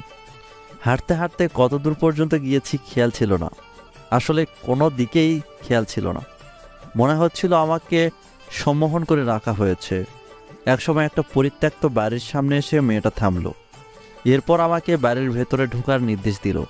আমি কিছুই বুঝে উঠতে পারছিলাম না। একটু একটু করে আগানোর চেষ্টা করলাম। এমন সময় দেখলাম একটা কুকুর কোথা থেকে যেন দৌড়ে এসে মেয়েটার উপর ঝাঁপিয়ে পড়ল। সেই কুকুরটা যেটা আমার পিছু নিয়েছিল। শুরু হয়ে গেল মেয়েটার কুকুরটার মাঝে লড়াই। কুকুরটা মেয়েটাকে আছড়ে কামড়ে ছিঁড়ে ফেলতে চাইছে। মেয়েটাও সমান তালে কুকুরটাকে আঘাত করছে। ততক্ষণে কিছুটা চেতনা ফিরে আসতে শুরু করলো। লড়াইটা একসময় খুব ভয়ঙ্কর হয়ে গেলে আমি আর সহ্য করতে পারলাম না। তখন জ্ঞান হারিয়ে সেখানেই শুয়ে পড়লাম। এরপর আর কিছুই মনে নেই। পরে সকাল হলে যখন ঘুম ভাঙলো তখন দেখলাম অনেকগুলো মুখ আমার দিকে ঝুঁকে রয়েছে। তাড়াতাড়ি উঠে বসার চেষ্টা করলাম, কিন্তু প্রচণ্ড দুর্বলতার কারণে উঠতে পারলাম না। কী হয়েছে বুঝে ওঠার চেষ্টা করতে লাগলাম। পরক্ষণেই গত রাতের কথা মনে পড়ল। তারপর আস্তে আস্তে সব বুঝতে পারলাম। এরপর একটু সুস্থ হওয়ার পর বাড়ির লোকজনের কাছ থেকে শুনলাম 3 দিন নাকি আমাকে খুঁজে পাওয়া যাচ্ছিল না। পরে লোকজন লাগিয়ে অনেক খোঁজাখুঁজির পর ওই মেয়েটার পরিত্যক্ত বাড়ি থেকে অজ্ঞান অবস্থায় আমাকে পাওয়া যায়। এর একদিন পর সকালে আমার জ্ঞান ফিরে আসে। আর আমি ভাবছিলাম মাত্র 1 রাত ঘুমিয়েছি। এরপর থেকেই আমার মধ্যে কিছু রহস্যময় আচরণ শুরু হয়। কী ধরনের রহস্যময় আচরণ? এবার সুযোগ পেয়ে লোকটাকে বাধা দিয়ে জিজ্ঞেস করলাম। লোকটা কোনো জবাব না দিয়ে রহস্যময় একটা হাসি উপহার দিল। বুঝতে পারলাম লোকটা এ বিষয় নিয়ে আর কিছু বলতে চায় না। এরপর লোকটার সাথে পুরো রাস্তায় আর কথা হয়নি। আমি বিষয়টার ব্যাখ্যা কী হতে পারে তা নিয়ে অনেকক্ষণ চিন্তা করতে লাগলাম, কিন্তু চিন্তা করেও কোনো ব্যাখ্যা দাঁড় করাতে পারলাম না। শেষে ভাবলাম পৃথিবীতে কত রহস্যময় ঘটনা ঘটে থাকে, সব কিছুর ব্যাখ্যা খুঁজে পাওয়া সম্ভব না। বাসটা যখন পৌঁছালো রাত 10টা বেজে গিয়েছে। রাস্তায় জ্যামের কারণে বেশি দেরি হয়ে গেছে। এত রাতে একা যেতে হবে এটা ভেবে একটু ভয় ভয় লাগলো। তখন লোকটাকে বললাম একসাথে চলেন। তিনি এক কথায় রাজি হয়ে গেলেন। একটু খটকা লাগলেও দুজন মিলে হাঁটা শুরু করলাম। হাঁটতে হাঁটতে খুব একটা কথা হয়নি। এক সময় ওনার সেই গল্পের রাস্তার ধারে চলে আসলাম। পাশে লোকটা থাকা সত্ত্বেও ভয়টা একটু বাড়তে শুরু করলো। কিছুক্ষণ পর যখন বাঁশঝাড়টার কাছে আসলাম তখন দেখলাম খুব সুন্দর চেহারার একটা মেয়ে কপি হাতে দাঁড়িয়ে আছে। কপির কম্পমান শিখাটার কারণে মেয়েটার চেহারাও কেঁপে কেঁপে উঠছে। প্রচণ্ড ভয়ে আর্স্ট হয়ে গেলাম। পরক্ষণেই পাশে তাকিয়ে দেখি আমার সাথে লোকটা নেই। আবার বাঁশঝাড়টার দিকে তাকিয়ে দেখি মেয়েটাও হাওয়া হয়ে গেছে। ভয়ে আতঙ্কে আমার অবস্থা তখন দিশেহারা। তাড়াতাড়ি পা চালিয়ে কোনো মতে বাড়িতে পৌঁছে গেলাম। বারবার মেয়েটির সুন্দর চেহারা চোখের সামনে ভেসে উঠতে লাগলো। পরে নানাকে জিজ্ঞেস করার পর জানতে পারলাম ছবি নামের সেই লোকটি নাকি মেয়েটিকে ধর্ষণ করার পর হত্যা করেছিল। একদিন ওই পথে যাওয়ার সময় রহস্যজনকভাবে হারিয়ে গিয়েছিল। এরপর থেকে তাকে আর কোথাও খুঁজে পাওয়া যায়নি এবং সে যে কাহিনী শোনালো তার অধিকাংশই নাকি মিথ্যা ছিল। এই সকল কথা শোনার পর বড়সড় একটা ডেক গুললাম। সেই দিন কি তাহলে একটা ভূতের সাথে এতটা পথ পাড়ি দিয়ে এসেছি? ভাবতেই কেমন একটা শিরশিরে অনুভূতি হলো। অনেক চিন্তা করেও এই ঘটনার কোনো ব্যাখ্যা খুঁজে পেলাম না। পৃথিবীতে কতই না রহস্যময় ব্যাপার ঘটে থাকে। কথাগুলো বলে থামে স্যার। আজকে ওনার কথায় তেমন কোনো রহস্যের গন্ধ আসছে না। স্যার চোখের চশমাটা ঠিক করে পেছনের দিকে তাকায়। দেখ একটা ছেলে, নামটা সাইফুল স্যারের অজানা। ছেলেটার পরনে দামি একটা সাদা কালারের শার্ট, বুকের বোতামটা লাগানো, চোখে মোটা ফ্রেমের স্টুডেন্ট চশমা। ছেলেটার মুখমণ্ডলে রয়েছে অজস্র মায়া। ছেলেটা আর কেউ নয়, সেই রাফি। সাইফুল স্যার হাতের ইশারায় রাফিকে দাঁড়াতে বলে। রাফি দাঁত বের করে একটা হাসি দিয়ে স্যারকে বলে, স্যার আমাকে কিছু বলবেন?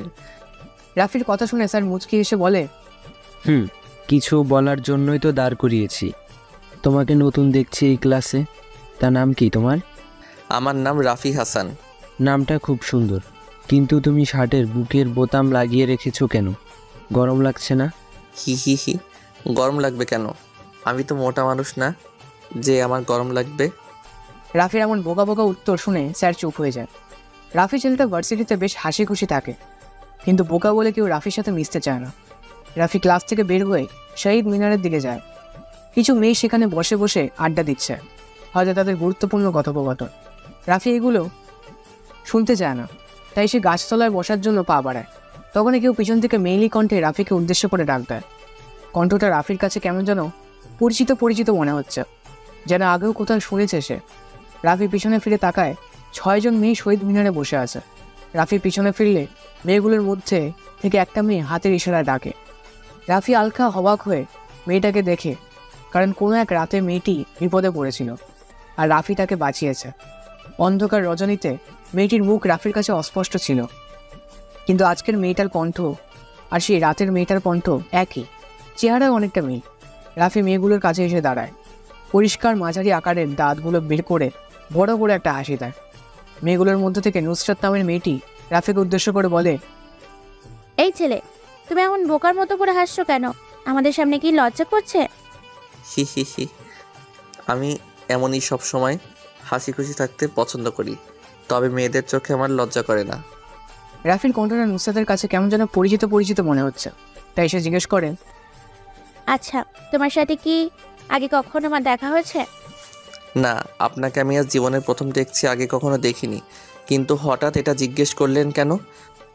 তোমার কণ্ঠটা আমি আগে কোথাও শুনেছি, কিন্তু কোথায় সেটা মনে করতে পারছি না। তুমি ভার্সিটিতে নতুন নাকি?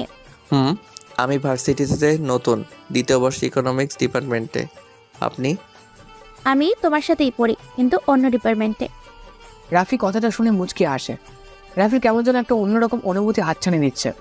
মনের ভিতর অগোছালো কিছু সুপ্ত অনুভূতিগুলো ব্যস্ত হয়ে পড়েছে। অনুভূতিগুলো সাজানোর জন্য এবার মনে হয় কোনো নারীর প্রয়োজন পড়বে, কিন্তু উদ্দেশ্যহীন এই জীবনের সাথে কে জড়াবে? কথাটা ভাবতেই রাফির মনটা খারাপ হয়ে যায়। নুসরাত খেয়াল করে হাসি খুশি থাকা ছেলেটা হঠাৎ মুখটা এমন কালো করে কেন গেল, তাই সে রাফিকে জিজ্ঞাসা করে, এই রাফি, তোমার মুখে এমন হঠাৎ কালো আভা এসেছে কেন? এতক্ষণ তো বেশ হাসি খুশি ছিলে, এখন মন খারাপ কেন? কোনো সমস্যা? না, কোনো সমস্যা নেই, তাই মা বাবার কথাটা অনেক মনে পড়ছে, তাই হয়তো মনটা খারাপ হয়ে গেছে। রাফি, তোমার কি মা বাবা নেই? এই পৃথিবীতে তুমি কি একা? আমি বড় একা। হ্যাঁ, আমি এই পৃথিবীতে বড় একটা অবহেলিত জনগোষ্ঠীর মধ্যে একজন। যখন জীবন তোমাকে কাঁদানোর 100 কারণ দেয়, জীবনে দেখাও যে তোমার হাসির 1000 কারণ আছে। তুমি কখনো মন খারাপ করে থাকবে না, এটা তোমায় মানায় না। তোমাকে শুধু হাসি উজ্জ্বল মুখেই মানায়। আমি চাই নিজেকে স্বাভাবিক রাখার জন্য, কিন্তু এই শহরের কিছু চেনা বেমানির জন্য থাকতে পারি না। সেই ভয়ঙ্কর অতীত এখন আমাকে কুড়ে কুড়ে খায়। বিশ্বাসঘাতকতা করা ঠিক না, তবে কিছু মানুষের সাথে বেইমানি না করে পারা যায় না। রাফি, অতীতকে ভুলে গিয়ে বর্তমান আর ভবিষ্যতের চিন্তা করো, এটা তোমার জন্য ভালো হবে।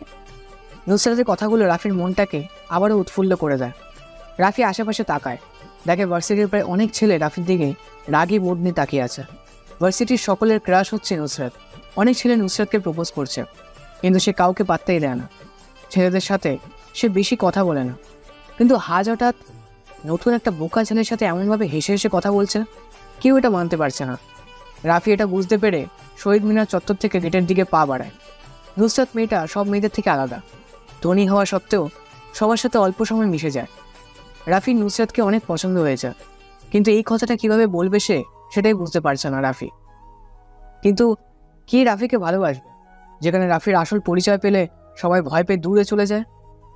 তাহলে এটা জেনে কি নুসরাত রাফিকে ভালোবাসবে? জীবনটা অনেক সুন্দর। যদি কারো ভালোবাসায় এই জীবন পূর্ণতা পায়, যদি কেউ কষ্টটা ভাগ করে নিতে চায়, নিজের সকল আনন্দ সে প্রয়াসীর মাঝে বিলিয়ে দিতে চায়। ভাই, শহরে নতুন কমিশনার এসেছে। কালকে রাতে খুনটা নিয়ে শহরে অনেক ঝামেলা হচ্ছে। সালমান তার লোকজন দিয়ে বিশৃঙ্খলা সৃষ্টি করেছে শহরে। জনগণ আতঙ্কিত হয়ে গেছে।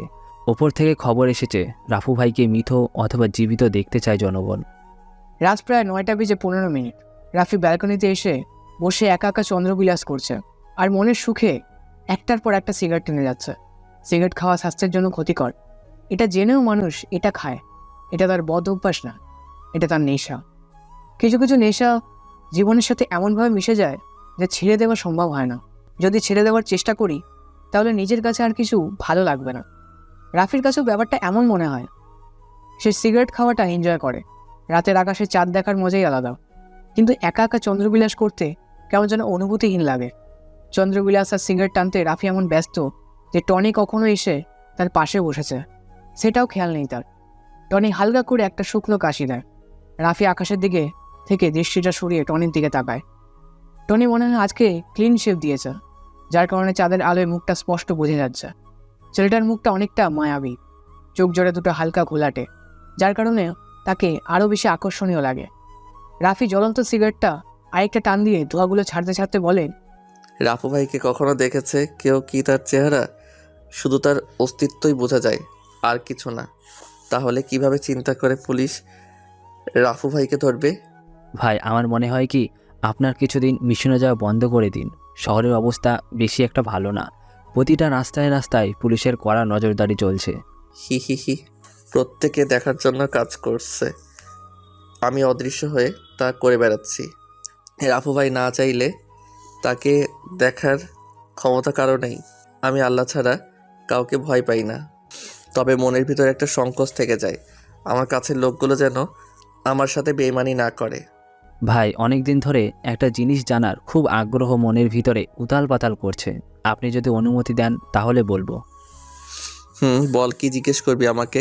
তবে এমন কোনো প্রশ্ন জিজ্ঞেস করবি না যেটা আমার পক্ষে উত্তর দেওয়া সম্ভব না হয়ে যায়। ভাই, আপনার আপনজনেরা কোথায়? কি আপনার অতীত? কে এই সালমান যাকে মারার জন্য আপনি এত মাইন্ড গেম খেলছেন? যেখানে আপনি একটা ফোন করলেই সব ঝামেলা শেষ হয়ে যায়, সেখানে আপনি নিজেই সালমানকে খুঁজে বেড়াচ্ছেন। সব কিছু আজকে আমাকে খুলে বলবেন? টনির এমন প্রশ্ন শুনে কিছুক্ষণের জন্য নিস্তব্ধ হয়ে যায় রাফি। টনির মুখে আজ পর্যন্ত এমন কথা শোনেনি রাফি, কিন্তু আজ হঠাৎ নতুন করে এমন একটা প্রশ্ন করে ফেলবে ভাবতেই পারছে না রাফি। যেই কালো অতীতের কথা মনে হলে রাফি নিজেকে এই পৃথিবীতে অনেক একা মনে হয়, আজকে সেই ভয়ঙ্কর অতীত সম্পর্কে কাউকে প্রথমবারের মতো করে বলতে যাচ্ছে রাফি। কি হলো ভাই, বলবেন না আমাকে সেই অতীতের কথা? আমি জানতে চাই ভাই, বলেন আমাকে। টনির কথায় রাফির ধ্যান ভাঙে। রাফি আজকে নিজের ভয়ঙ্কর অতীত সম্পর্কে কাউকে বলে কিছুটা কষ্ট দূর করতে চায়। রাফি আরেকটা সিগারেট জ্বালায়। নিস্তব্ধই পরিবেশে শোনা যাচ্ছে দুজন মানুষের নিঃশ্বাস ফেলের নীরব শব্দ আর জোনাকি পোকার মন কাড়ানো সেই পরিচিত ডাক। রাফি নিকোটিনের বিষাক্ত ধোঁয়াগুলো ছাড়তে ছাড়তে বলে, বলবো। আজ আমি প্রথম কাউকে বলবো আমার ভয়ঙ্কর অতীত সম্পর্কে। তবে আমার অতীতের কথা শুনে কিন্তু তুই কোনো কথা বলতে পারবি না। ভাই, আপনি শুরু করেন প্লিজ, আমি আর অপেক্ষা করতে পারছি না।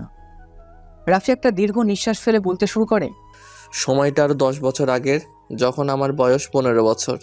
বাবা মা, আমি, চাচা চাচি আর একটা ছোট চাচাতো ভাই নিয়ে আমাদের পরিবার ছিল। সেই পরিবারের সবচেয়ে আদরের সন্তান ছিলাম আমি।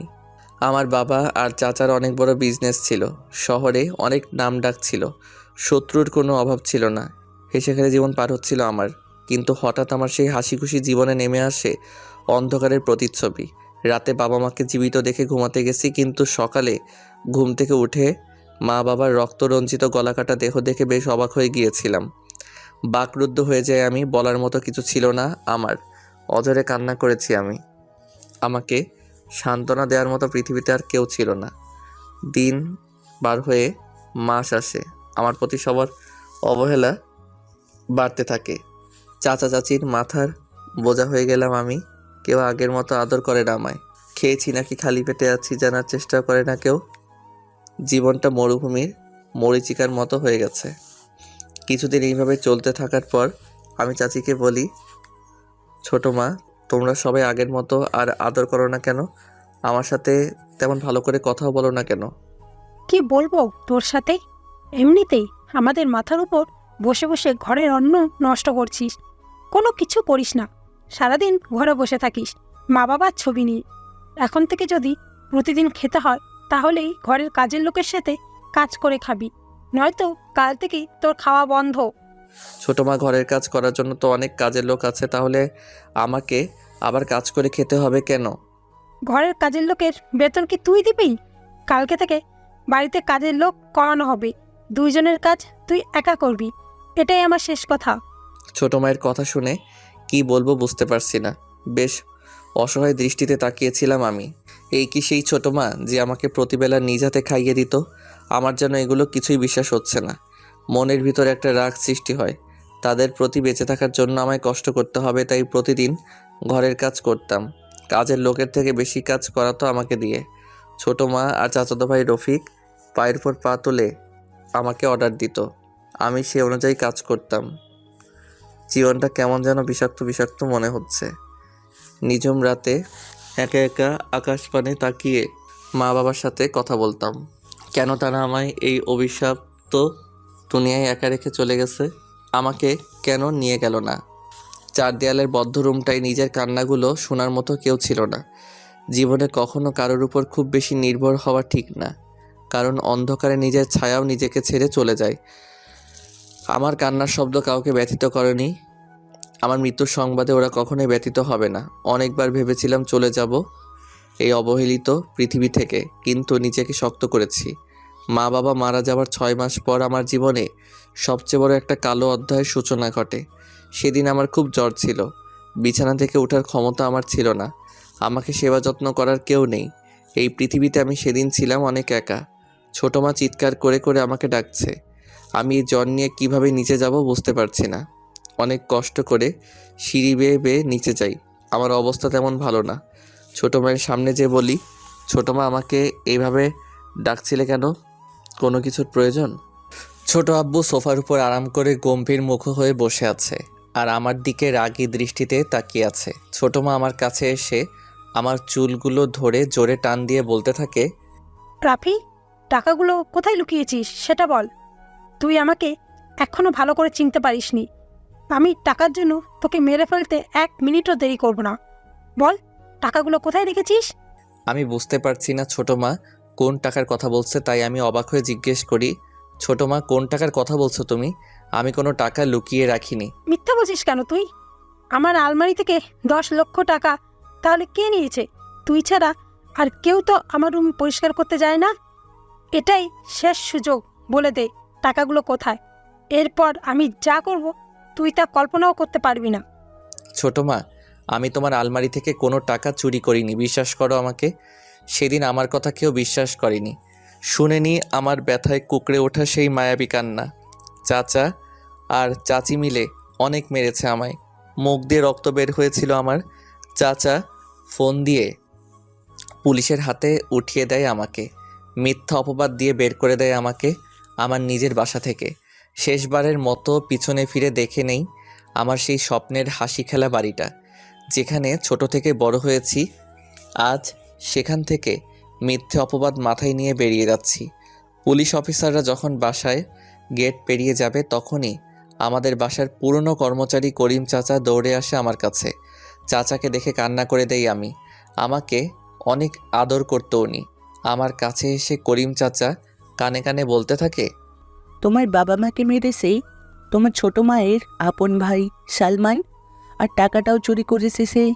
জীবন অনেক বড় হবে, তুমি মা বাবার খুনের বদলা নিতে হবে তোমায়। এখানেই শেষ নয়, এখান থেকে তোমার জীবনের পথ শুরু। ভালো থেকো। করিম চাচার কথা শুনে সেদিন আমি খুব হেসেছি। পাগল হইনি, তবে সাইকো হয়ে গিয়েছিলাম আমি। মনের ভিতর অনেক কষ্ট চাপা পড়ে গিয়েছে আমার। মনে মনে একটাই নাম জপেছি আমি, সালমান। দুনিয়ার যেখানে সে থাকুক তাকে খুঁজে বের করে নিজ হাতে তাকে মারব, এটাই টার্গেট আমার। একটাই লক্ষ্য, একটাই স্বপ্ন, সালমান ভাই। জেলে অনেক মানুষের সাথে পরিচয় হয় আমার। কেউ কেউ ছোট ছোট গ্যাংয়ের লিডার, আবার কেউ ছিল লিডারের কাছের লোক। 4 বছর পর জেল থেকে বের হই, মুখে দাড়ি দিয়ে আবৃত হয়ে যাই। 4 বছর পর নিজেকে নিজে দেখে চিনতে পারছিলাম না আমি। কোথায় ছিল সুন্দর সেই শৈশব, আর আজ জেল থেকে বের হওয়া একটা আসামি আমি। লাল রক্ত চোখে জীবনের প্রথম হাতে পিস্তল নেই। প্রথম দিকে অনেক ভয় পেতাম, কিন্তু লাইফে ভয় পেলে শুধু সময় নষ্ট। জানি আমাকে মরতে হবে, তাহলে কেন ভয় পেয়ে পিছিয়ে যাব? হয়ে যায় অদৃশ্য মাস্তান। সালমানের খোঁজ করে জানতে পারি ঢাকার ডন হয়ে যায় সে। সালমানকে ধরতে হলে তার চেয়ে বড় কিছু হতে হবে আমায়। শুরু করি মাস্তানি। সারা দেশ ছড়িয়ে যায় রাফু ভাই রাফু ভাই, কিন্তু এখনও সেই রাফু ভাইয়ের চেহারা সবার কাছে রহস্যময়ী। অনেক আবেগ নিয়ে কথাগুলো বলে থামে রাফি। রাত প্রায় শেষের দিকে। দূর থেকে শোনা যাচ্ছে মসজিদে দেওয়া মুয়াজ্জিনের ফজরের আজান। আজকে রাফি মসজিদে যাবে। অনেক দিন যাবৎ নামাজ পড়া হয় না। শরীর থেকে শার্টটা খুলে কালো একটা পাঞ্জাবি পরে নেয় সে। মাথায় টুপিটা লাগিয়ে রওনা দেয় মসজিদের উদ্দেশ্যে। নুসরাত দেখ, কালকের বোকা ছেলেটা কি যেন নাম? ও রাফি, আজকে নতুন গেট আপ নিয়ে আসছে।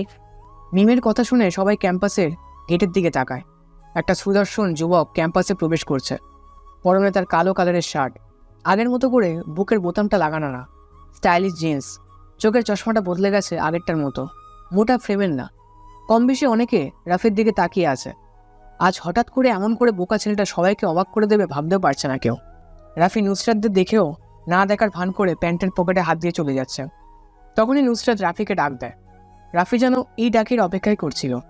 আজ মূলত সে হালকা গেট আপ চেঞ্জ করেছে নুসরাতের জন্যই। রাফি নুসরাতের সামনে যেয়ে দাঁড়ায়, কোনো কথা বলে না। আগ বাড়িয়ে নুসরাতই রাফিকে জিজ্ঞেস করে, কি ব্যাপার রাফি, আজ হঠাৎ এমন গেটআপ? নতুন গার্লফ্রেন্ড পেয়েছো নাকি? হি হি হি, গার্লফ্রেন্ড না, তবে কোনো এক প্রেয়সীকে দেখার পর থেকে মনটা কেমন যেন করছে, তাই আর কি নিজেকে হালকা চেঞ্জ করার চেষ্টা করছি। আমরা তো দেখতেই পাচ্ছি কেমন চেঞ্জ। দামি শার্ট, প্যান্ট, চোখে চশমাও পরিবর্তন, হাতে লেটেস্ট মডেলের নতুন ঘড়ি, শরীরে পারফিউমের তাজা গন্ধ আসছে। বাহ, বেশ ভালোই তো নিজেকে চেঞ্জ করেছো একদিনে। চেষ্টা করছি নিজেকে বদলাতে, আজ মনে হয় কিছুটা সফল হয়েছি। এই পৃথিবীতে টিকে থাকতে হলে নিজেকে আরও উন্নত করতে হবে। মানুষ যতটা সুখী হতে চায় সে ততটাই সুখী হতে পারে। সুখের কোনো পরিসীমা নেই। ইচ্ছে করলেই সুখে আমরা আকাশ অভিসারী করে তুলতে পারি। এখন এটা বলো যে তোমার গার্লফ্রেন্ডকে, আর সে কি আমাদের ইউনিভার্সিটিতে পড়ে নাকি অন্য কোথাও? আমাদের সাথে পরিচয় করিয়ে দিবে কখন? কথাটা শুনে রাফি নুসরাতের কাছে যায়। রাফির শরীরে দেওয়া মারাত্মক পারফিউম ঘ্রাণ নুসরাতকে কেমন যেন আকর্ষণ করছে। রাফি আরেকটু কাছে যেয়ে নুসরাতের কানে কানে যে বলে, অনুরোধ নয়, তবে অনুরাগে বলছি, আজ বিকেল 4টায় তোমার জন্য অপেক্ষা করব ধানমন্ডি লেকের পাড়ে। আমি জানি তুমি আসবে। তোমার সাথে নতুন কাউকে পরিচয় করিয়ে দিব, তবে শুধু তোমার একারই দাওয়াত রইল, অন্য কারো নয়। কথাটা বলে সেখানে আর না, কারণ সে জানে এখন দাঁড়ালে নুসরাতের সামনে অনেক প্রশ্নের উত্তর দিতে হবে। অপেক্ষা সে বিকেল 4টের। কখন সেই সময়টা আসবে? সময়টা বিকেল 3:40। রাফি আয়নার সামনে দাঁড়িয়ে নিজেকে ঘুচানোর চেষ্টা করছে। রাফি আজ একটা নীল রঙের পাঞ্জাবি পরেছে, তার সাথে কালো জিন্স, চোখে স্টাইলিশ চশমা, হাতে লেটেস্ট মডেলের রোলেক্স ঘড়ি, মাতাল করা পারফিউম। চুলগুলো আজকেই কেটে এসেছে। মুখে তেমন দাড়ি বোঝা যাচ্ছে না। নিজেকে আয়নায় দেখে নিজেই চিনতে পারছে না। মনে হয় কোনো রোম্যান্টিক শহরের নায়ক সে। টেবিলের উপরে থাকা বাইকের চাবিটা ডান হাত দিয়ে ঝাঁকাতে ঝাঁকাতে সিঁড়ি বেয়ে নিচে নামে। প্রথমেই টনির সাথে দেখা হয় রাফি। টনি কেমন অচেনা দৃষ্টিতে তাকিয়ে আছে রাফির দিকে। টনির চাহনিতে বোঝা যাচ্ছে সে মনে হচ্ছে কোনো ফিল্মের স্টারকে দেখছে। রাফি টনির দিকে তাকায় আর তার গোলাপি রঙের ঠোঁট দিয়ে শীষ বাজাতে থাকে। টনি এসে রাফির সামনে দাঁড়ায়, নিঃশব্দে পা থেকে মাথা অবধি স্ক্যান করে সে। টনি বুঝতে পারছে না হঠাৎ একটা ছেলের এমন করে সাজার কী কারণ থাকতে পারে। তাই সে রাফিকে জিজ্ঞেস করে, ভাই দেখে মনে হচ্ছে কোথাও যাবেন, কিন্তু এমনভাবে সেজে গুজে কোথায় যাচ্ছেন? রাফি নিঃশব্দে হাসে, যে হাসিতে লেগে আছে অনেক বছর অপেক্ষা করার পর কোনো কিছু পাওয়ার উত্তেজনা। রাফি টনের প্রশ্নের উত্তরে বলে, যাচ্ছি কোনো এক প্রেয়সীকে নিজের আবেগময় শহরে আমন্ত্রণ জানানোর জন্য। কিন্তু ভাই কে সেই অচেনা প্রেয়সী যার জন্য আজ এত বছর পর নিজের সুপ্ত অনুভূতির শহরে তাকে জানান দিয়েছেন? সময় হলে সব কিছু জানতে পারবি, তবে আমি না বলা পর্যন্ত কোনো বেশি কথা আমি পছন্দ করি না, সেটা তুই ভালো করেই জানিস। ভাই রাস্তায় যদি কোনো ঝামেলা হয় তাহলে সাথে সাথে আমাকে ডাকবে, আমি চলে আসবেও, কিন্তু আপনি কোনো ঝামেলা করলেই ফেঁসে যাওয়ার ভয় বেশি। এই রাফি যদি নিজের ইচ্ছায় ধরা না দেয় তাহলে পৃথিবীতে এমন কোনো পুলিশ এখনও জন্ম নেয়নি যে কিনা আমাকে ধরে থানায় নিয়ে যাবে। টনি কিছু বলতে যাবে, কিন্তু তার বলতে পারে না। এর আগেই রাফি সেই জায়গাটা ত্যাগ করে। ধানমন্ডির এই রাস্তাটা আজ বেশ ফাঁকা। কিছুক্ষণ পরপর 2-3টা গাড়ি দ্রুত গতিতে যাচ্ছে। দেখে মনে হয় তাদের কোনো গুরুত্বপূর্ণ কাজ ফেলে এসেছে। যদি এটা এখনও না গড়ে তাহলে সব কিছু শেষ হয়ে যাবে, এমন অবস্থা। কিন্তু না, কিছুই শেষ হবে না। হয়তো কিছু সময় নষ্ট হতে পারে। ওরা এটা বোঝে না যে এত দ্রুত গতিতে গাড়ি চালালে ভীষণ ঝুঁকি, কোনো বড় ধরনের দুর্ঘটনার শিকার হতে পারে। রাফি ফাঁকা রাস্তা পেয়ে একটু জোরেই বাইকটা চালাচ্ছে। বিকেলে ধানমন্ডির এই লোকের পাড়ে অনেক কাপলরা ঘুরতে আসে। রাফির আজ এটা প্রথম অভিযান। বলতে গেলে নতুন কোনো অনুভূতি প্রকাশ করতে যাচ্ছে। কিন্তু নুসরাত কি মেনে নেবে রাফিকে? কোনো ঘটনা ঘটার আগেই তা নিয়ে ভাবতে নেই। পরে দেখা গেছে সব কিছু নিজের কাছে ঘুরিয়ে যাচ্ছে। বর্তমানকে উপেক্ষা করে ভবিষ্যৎকে নিয়ে বেশি চিন্তা করা ঠিক না। নুসরাত একটা বেঞ্চের উপরে বসে আছে। পরনে তার কালো কালারের একটা শাড়ি, হাতে কিছু রঙিন চুড়ির সমাহার। মুখে কোনো কৃত্রিম মেকআপ করা নেই। এমনিতেই নুসরাতকে বেশ সুন্দর লাগে। মাথার চুলগুলো বাঁধা অবস্থায় না থাকলে তাকে যেন আরও মোহনীয় লাগতো। রাফি নুসরাতের সামনে এসে বাইকে কষে ব্রেক করে। নুসরাত অন্যমনস্ক তাকায়। হঠাৎ বাইক থামায়, হালকা ভয় পেয়ে যায়। নুসরাত ছোট ছোট চোখ করে সামনের দিকে তাকায়। হাসি উজ্জ্বল সুদর্শন একটা যুবক বাইকে থেমে নামে। ছেলেটার শরীর গঠনটা বেশ ভালো, তবে ছেলেটা যেন রাফি এটা চিনতে নুসরাতের বেশি সময় লাগেনি। দুজনের দিকে অপগোলক দৃষ্টিতে তাকিয়ে আছে। মনে হয় 1000 বছরের পরিচয় যেন তাদের। নুসরাত হালকা করে কাশি দেয়। রাফির ধ্যান গম্ভীরতা সব ভেঙে যায়। রাফি পিছন থেকে একটা তাজা গোলাপ বের করে হাঁটু গেড়ে প্রপোজ করা স্টাইলে নুসরাতের সামনে বসে বলতে থাকে, ভালোবাসা কি তা আমি জানি না, তবে কোনো এক অন্ধকার রজনীতে তোমাকে দেখে আমার মনের ভিতর লুকিয়ে থাকা সুপ্ত অনুভূতিগুলো কেমন যেন ব্যস্ত হয়ে পড়েছে। তোমাকে ভালোবাসি কথাটা বলার জন্য মনটা অনেকভাবে প্যারা দিচ্ছিল। আজ আমি সার্থক।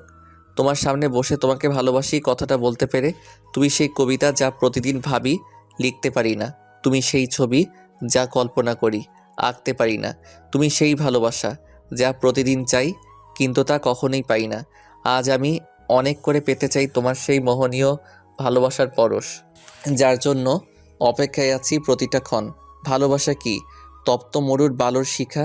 ভালোবাসা কি নদীর স্রোতে ভাসমান কোনো নৌকা? ভালোবাসা কি ভেসে আসা কোনো সুখের ভেলা? ভালোবাসা কি দুঃখের মাঝে হাসি মিশ্রিত কান্না? ভালোবাসা কি কোনো এক অজানা ঠিকানা? আজ আমি খুব করে বলবো, ভালোবাসি তোমায় প্রেয়সী, ভালোবাসি। নুসরাত হাত দিয়ে রাফিকে ইশারা করে বসা থেকে ওঠার জন্য। রাফি ভাবছিল নুসরাতকে তাকে চড় মারবে, কিন্তু সে তা করেনি। কিছুক্ষণ সময় নিয়েছে। এবার নুসরাত বলতে থাকে, রাফি, একটা মানুষের পছন্দ থাকতেই পারে, এটার জন্য তাকে বেশি চাপ দেওয়া যাবে না। তুমি প্রপোজ দাও, আমি মনে হয় গ্রহণ করতে পারবো না। রাফি মুচকি হাসে। রাফি দেখতে পারছে নুসরাতের দৃষ্টিটা তার বাইকের ওপর। নুসরাতের চোখে কোনো কিছু জানার অনেক আগ্রহ দেখতে পারছে রাফি। কি কারণে আমার প্রেম নিবেদনটা তুমি গ্রহণ করতে না, সেটা কি আমি জানতে পারি? অবশ্যই। ছেলেদের প্রতি আমার তেমন কোনো আগ্রহ নেই, তবে একটা ছেলেকে দেখে আমার সেই ধারণাটা পাল্টে যায়। কারণ আমার জীবনে কোনো এক করুণ মুহূর্তে সেই ছেলেটা এসে আমাকে বাঁচায়। সেই দিন থেকে আমার মনের এক জায়গা তার জন্য বরাদ্দ হয়ে গেছে। রাফি এবার একটু শব্দ করে হেসে বলে, আচ্ছা নুসরাত, সেই ছেলেটা কি তোমাকে কোনো এক অন্ধকার জঙ্গল থেকে মানুষ নামের পশুর হাত থেকে রক্ষা করেছিল? হ্যাঁ হ্যাঁ, কিন্তু তুমি এটা কি করে জানলে? এই ঘটনা তো আমি আর ছাড়া তেমন কাউকে বলিনি। তুমি এটা কিভাবে জানলে সেটা আমাকে বলো। রাফি কিছু বলে না। ঠোঁটের কোণে রহস্যময় হাসি রেখে লোকের পাড়ে নিঃশব্দে হাঁটতে থাকে। পিছনে পিছনে যে নুসরাত আসছে সেটা রাফি বেশ ভালোই বুঝতে পারছে। কি হলো রাফি, কিছু বলছো না কেন? এমন করে হঠাৎ চুপ হয়ে গেলে কেন? নুসরাত, আমার বাইকটা দেখে কি তোমার চেনা চেনা লাগছে? দেখো তো ভালো করে, কোথাও এমন বাইক দেখেছো কিনা? আমি বেশ কিছুক্ষণ ধরে তোমার বাইকের ওপর লক্ষ্য করেছি। আমাকে সেই রাতে যে আগন্তুকটা বাঁচিয়েছে তার বাইকটাও দেখতে তোমার বাইকের মতো। হি হি হি, সেই অজানা আগন্তুকটা যদি আমি হই তাহলে কি মন্দ হবে? মানে কি বলতে চাচ্ছ সেটা ক্লিয়ার করে বুঝিয়ে বলো আমাকে। সেই দিন রাতে আমি চন্দ্রবিলাস করতে করতে জঙ্গলের পাশে একটা বড় পুকুর পাড়ে বসেছিলাম। বাইক দিয়ে যখন আমি জঙ্গলের মাঝপথ দিয়ে চলে আসব, তখন একটা মেয়ের আতঙ্কের চিৎকার শোনা, সেই দিকে এগিয়ে যাই। বাকিটা মনে হয় আমার আর কিছু বলার নেই। রাফি কথাটা বলে দীর্ঘ নিঃশ্বাস ফেলে। নুসরাতের কাছে যেন কথাটা বিশ্বাসই হচ্ছে না। খুশিতে আত্মহারা হয়ে গেছে সে। অনেক দিন ধরে খোঁজ করা সেই রাজকুমারকে পেয়ে গেছে। নুসরাত যে রাফিকে পেছন দিয়ে আঁকড়ে ধরে। রাফি পিছনে ফিরে তাকায়। নিজের কাছেও বিশ্বাস হচ্ছে না নুসরাত তাকে জড়িয়ে ধরে আছে। এই শহর রাফিকে আজ অনেক বড় একটা উপহার দিয়েছে। অবহেলিত শহর তাকে পৃথিবীতে বাঁচার জন্য একটা অক্সিজেনের ব্যবস্থা করে দিয়েছে। আজ রাফি অনেক খুশি। এলোমেলো জীবনটাকে গোছানোর সময় চলে এসেছে। নুসরাতকে বাইরের পেছনে বসিয়ে বাইকটা স্টার্ট দেয়। আজ ওরা দুইজন এই ব্যস্ত শহরটাকে মাখিয়ে দেবে তাদের ভালোবাসার রং দিয়ে। সময়টা রাত 10টার কাছাকাছি। সালমান নিজের আস্তানায় অবস্থান করছে। পায়ের ওপর পা তুলে সোফায় বসে সিগারেট টানছে সে। অনেক চিন্তা হ্রাস করছে তাকে। রাফু ভাই শহরে আগমন করছে, এটাই তার বড় চিন্তা। রাফু ভাই যে কতটা ভয়ঙ্কর সেটা সম্পর্কে সালমানের ভালোই ধারণা আছে। সালমান বসে বসে যখনই এগুলো চিন্তা করছিল, তখন রাহাত সামনে এসে দাঁড়ায় আর বলতে থাকে, ভাই, সেদিন শরীফ, ওসমান আর রাব্বিকে রাফু ভাই নিজ হাতে খুন করেছে। এখন তার সবচেয়ে বড় টার্গেট হলেন আপনি। কিছুদিন আপনাকে সাবধানে থাকতে হবে। কোনোভাবে আপনার খোঁজ পেয়ে গেলে শেষ করে দিবে সব। কথাটা শুনে সালমান বসা থেকে উঠে দাঁড়ায়। হাত থেকে সিগারেটটা ফেলে মদের গ্লাসটা হাতে নিয়ে তা খেতে থাকে। এখন মনে হয় সালমানকে মদের নেশায় ধরেছে। টেবিলের উপর থেকে পিস্তলটা নিয়ে কিছুক্ষণ নাড়াচাড়া করে সামনের কাছে পরপর 2টা গুলি করে। নাক দিয়ে পিস্তলের গন্ধটা শুকতে থাকে। রাহাত জানে সালমান বেশি টেনশনে থাকলে এমনটাই কিছু করে। নেশাগ্রস্ত গলায় রাহাতকে উদ্দেশ্য করে বলে, রাফু আমার কিছু করতে পারবে না। আমি নিজ হাতে ওই রাফুকে মারবো, নয়তো আমার শান্তি হবে না। নিজ হাতে কিভাবে রাফু ভাইকে মারবেন? আমরা তো এখনো পর্যন্ত তার চেহারাও দেখতে পাইনি। তাহলে কিভাবে রাফুর কাছে যাব? সে তো অদৃশ্য মাস্তান হয়ে মিশনে বের হয়। আছে আছে, এমনি একজন আছে যে রাফুকে অনেক কাছ থেকে দেখেছে। কে সে, যে ভয়ানক রাফু ভাইয়ের মতন মাস্তানের সম্মুখীন হয়েছে? রাফুর অনেক কাছের লোক আর অতি বিশ্বাসের একটা ছেলে। আমাকে রাফুর সামনে নিয়ে যাবে। রাফু ভাইকে সামনে থেকে মারা যাবে না, পিছন থেকে মারতে হবে। কিন্তু ভাই, আমি একটা ব্যাপার বুঝতে পারছি না, যে রাফুর সাথে সে কেনই বেইমানি করবে। টাকা টাকা, পৃথিবীর সব বিশ্বাস, বন্ধুত্ব, আরও যা আছে সব কিছু এই জিনিসটা দিয়ে কিনে নেওয়া যায়। আমি টাকা দিয়ে কিনে নিয়েছি তাকে। রাফুর সব খবর সে আমাকে দিবে। রাহাত ভেবে পায় না কে সেই ব্যক্তি রাফু ভাইয়ের মতো ভয়ানক মাস্তানের সাথে বেইমানি করবে। আজকে রাতের চন্দ্রটা কেমন যেন আলো দিচ্ছে, অন্য দিনের চেয়ে অনেকটা আলাদা। এমন চাঁদের আলো অনেক বছর পর পর দেখা যায়। বিজ্ঞানীদের মতে এই সময় চাঁদ পৃথিবীর অনেকটা কাছে চলে আসে। আগে কখনো এমন আলো দিতে দেখিনি রাফি। রাস্তার পাশে থাকা ছোট্ট ছোট্ট চা, পান, সিগারেট বিক্রি হয়। দোকানগুলো এখনও বন্ধ করেনি। হয়তো আজ বিক্রি বাটা অন্য দিনের চেয়ে বেশি হচ্ছে। আর হবে নাই বা কেন? আজ আকাশে এমন একটা চাঁদ উঠেছে, শহরের অনেক মানুষ রাস্তা দিয়ে হাঁটবে আর মনোমুগ্ধকর সেই চন্দ্র বিলাস করবে। রাফি রাস্তার পাশে ছোট দোকানে যায়। 3টে ছেলে বসে বসে চা খাচ্ছে। বয়স তেমন হবে না, 24 থেকে 25। রাফি ভালো করে লক্ষ্য করে, দেখে 2টা ছেলের বাম হাতে জ্বলন্ত সিগারেট। রাফি 2 প্যাকেটে বেনসেল সিগারেট নেয়। 3টে ছেলেই অবাক হয়ে যায় রাফির কাণ্ড দেখে। যেখানে মানুষ টাকার জন্য 5 টাকার পাইলট সিগারেট যায়, সেখানে তো রাফি 600 টাকা দিয়ে 2 প্যাকেট বেনসেল সিগারেট নিচ্ছে। রাফি নতুন প্যাকেটে থেকে একটা সিগারেট বের করে দোকানের লাইটারটা দিয়ে সিগারেটে আগুন জ্বালায়। 2টা টান দিয়ে পিছনে ফিরে তাকায়। 3টে ছেলে লোভনীয় দৃষ্টিতে চেয়ে আছে তার দিকে। মুচকি এসে রাফি প্যাকেট থেকে আরও 3টে সিগারেট বের করে ছেলে 3টার হাতে দেয়। মোটামুটি ছেলেগুলোর মুখে তৃপ্তির হাসি দেখা মিলল। ওরা যেন এই সিগারেটের আশায় রাফির দিকে চেয়েছিল। রাফি দোকান ত্যাগ করে মানুষের সাথে বেশি মিশে গেলে সম্মান কমে যায়। নিজের কোনো মূল্য থাকে না অন্যের কাছে, যার কারণে সেই মানুষগুলো যখন তখন যে কোনো কথা লিমিট ক্রস করে বলে ফেলতে পারে। রাফি যা ভেবেছিল তাই হলো। আজকে রাস্তায় অনেক লোক হাঁটতে বের হয়েছে। কারো হাতে আছে জ্বলন্ত সিগারেট, আবার কারো হাতে দামি মোবাইল। রাফি চিন্তা করছে, এই অপরূপ সৌন্দর্যের রাতে যদি নুসরাত পাশে থাকতো তাহলে কতই না ভালো হতো। কিন্তু আজ মনে হয় না সে আশাটা পূরণ হবে। আরাপ, দেখ তোর পাখিকে নিয়ে কেউ উড়াল দিয়েছে মনে হয়।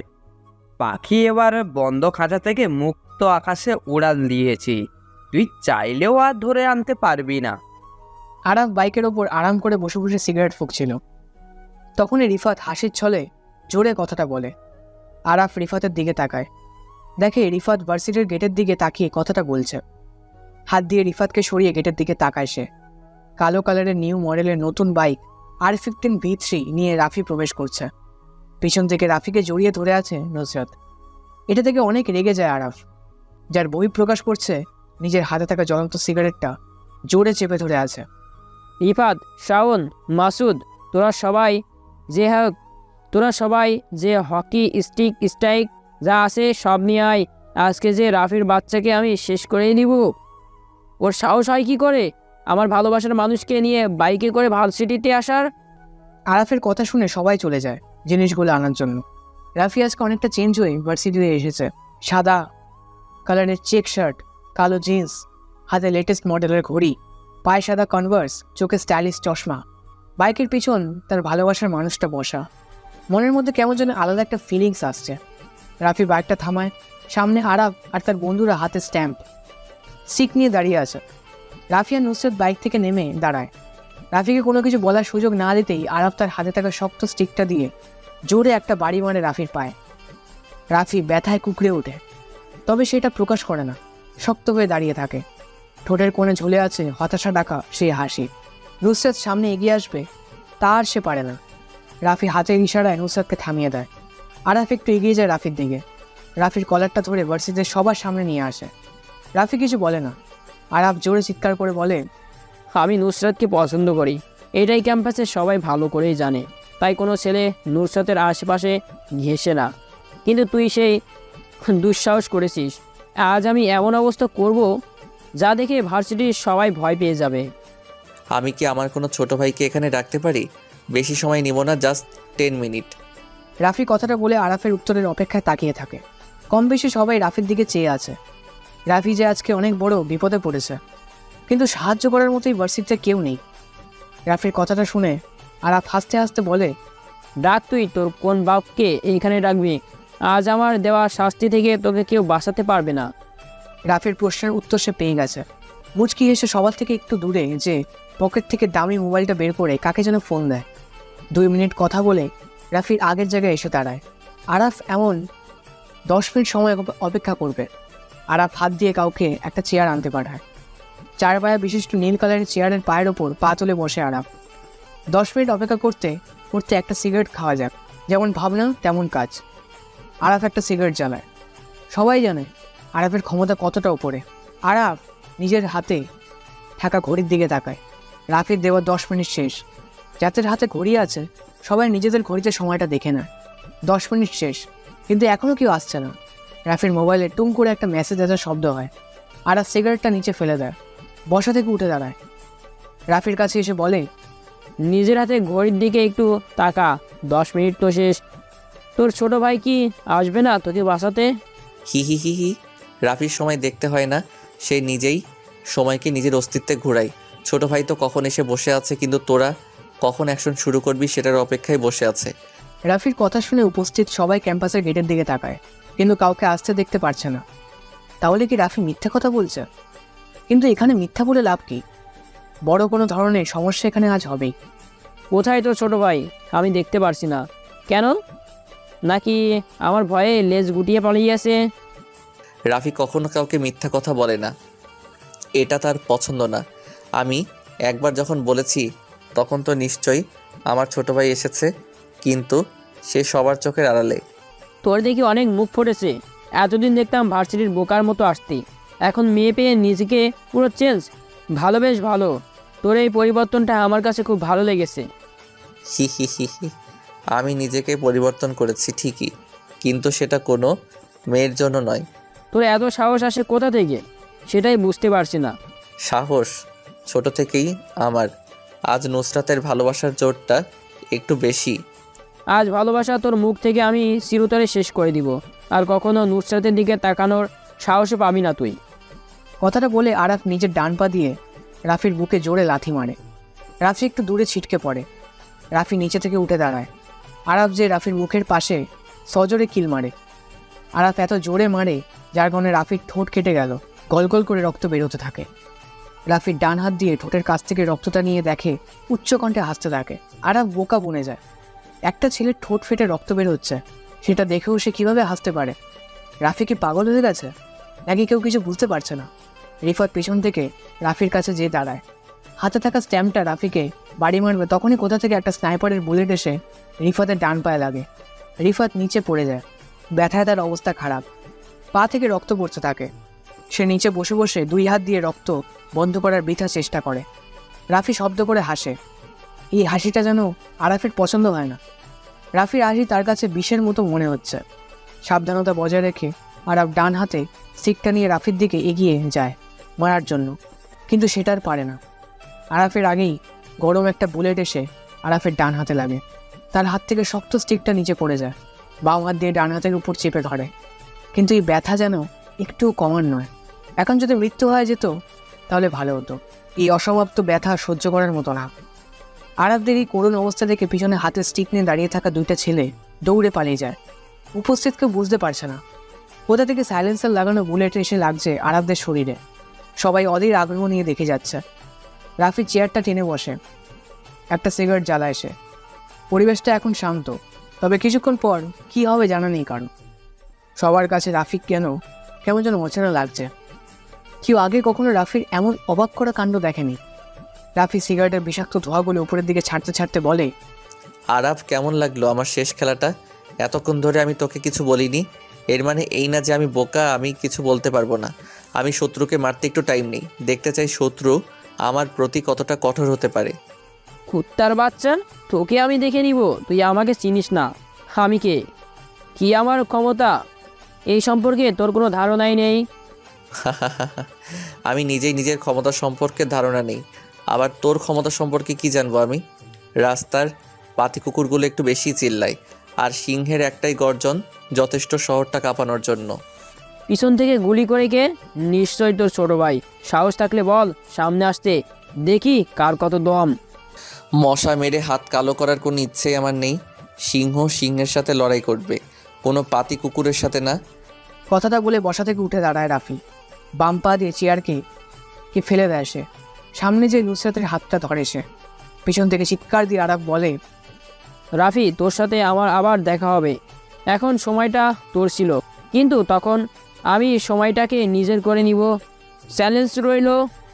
আরাফের কথা শুনে রাফি মাথাটা বাঁকা করে, জোরে বলে, দাওয়াত রইল আমার নিরবিচ্ছিন্ন শহরে, নিজের শহরে ডেকে এনে ভালো খাতিরদারি করব, চলে আসিস।